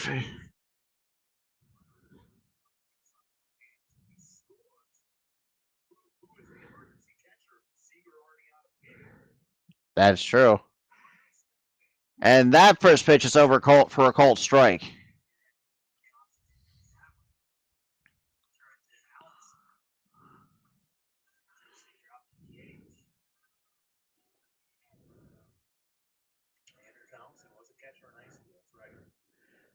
And the 0-1 pitch. And swings and fouls it back. So the Roadrunners are down to the final strike of the night. Shit. I got no words for this game, man. This game, I thought like this game was pretty much over. How the Pepperdine scored the first 6 runs, but the Roadrunners said, "Nope, not today, not on our home field." And the 0-2 pitch, as swings and fouls it all to stay alive in the count.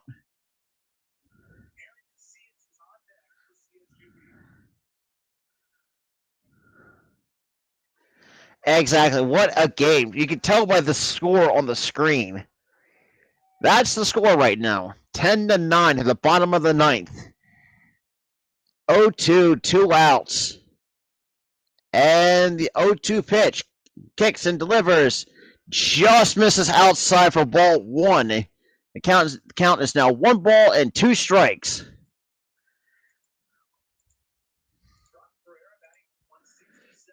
So you got Rock Pereira now up for the Roadrunners. Oh, good lord.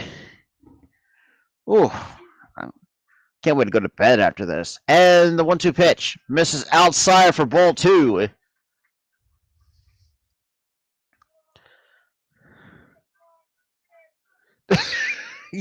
Yeah, pretty much. Oh boy. Oh man, we're getting close to the 4 hour, almost towards the 4 hour mark. Fuck this shit, man. And we got the 2-2 pitch coming from Lucard. He kicks, delivers, misses outside for ball 3. And the first base runner will be off and running on this pitch. Damn.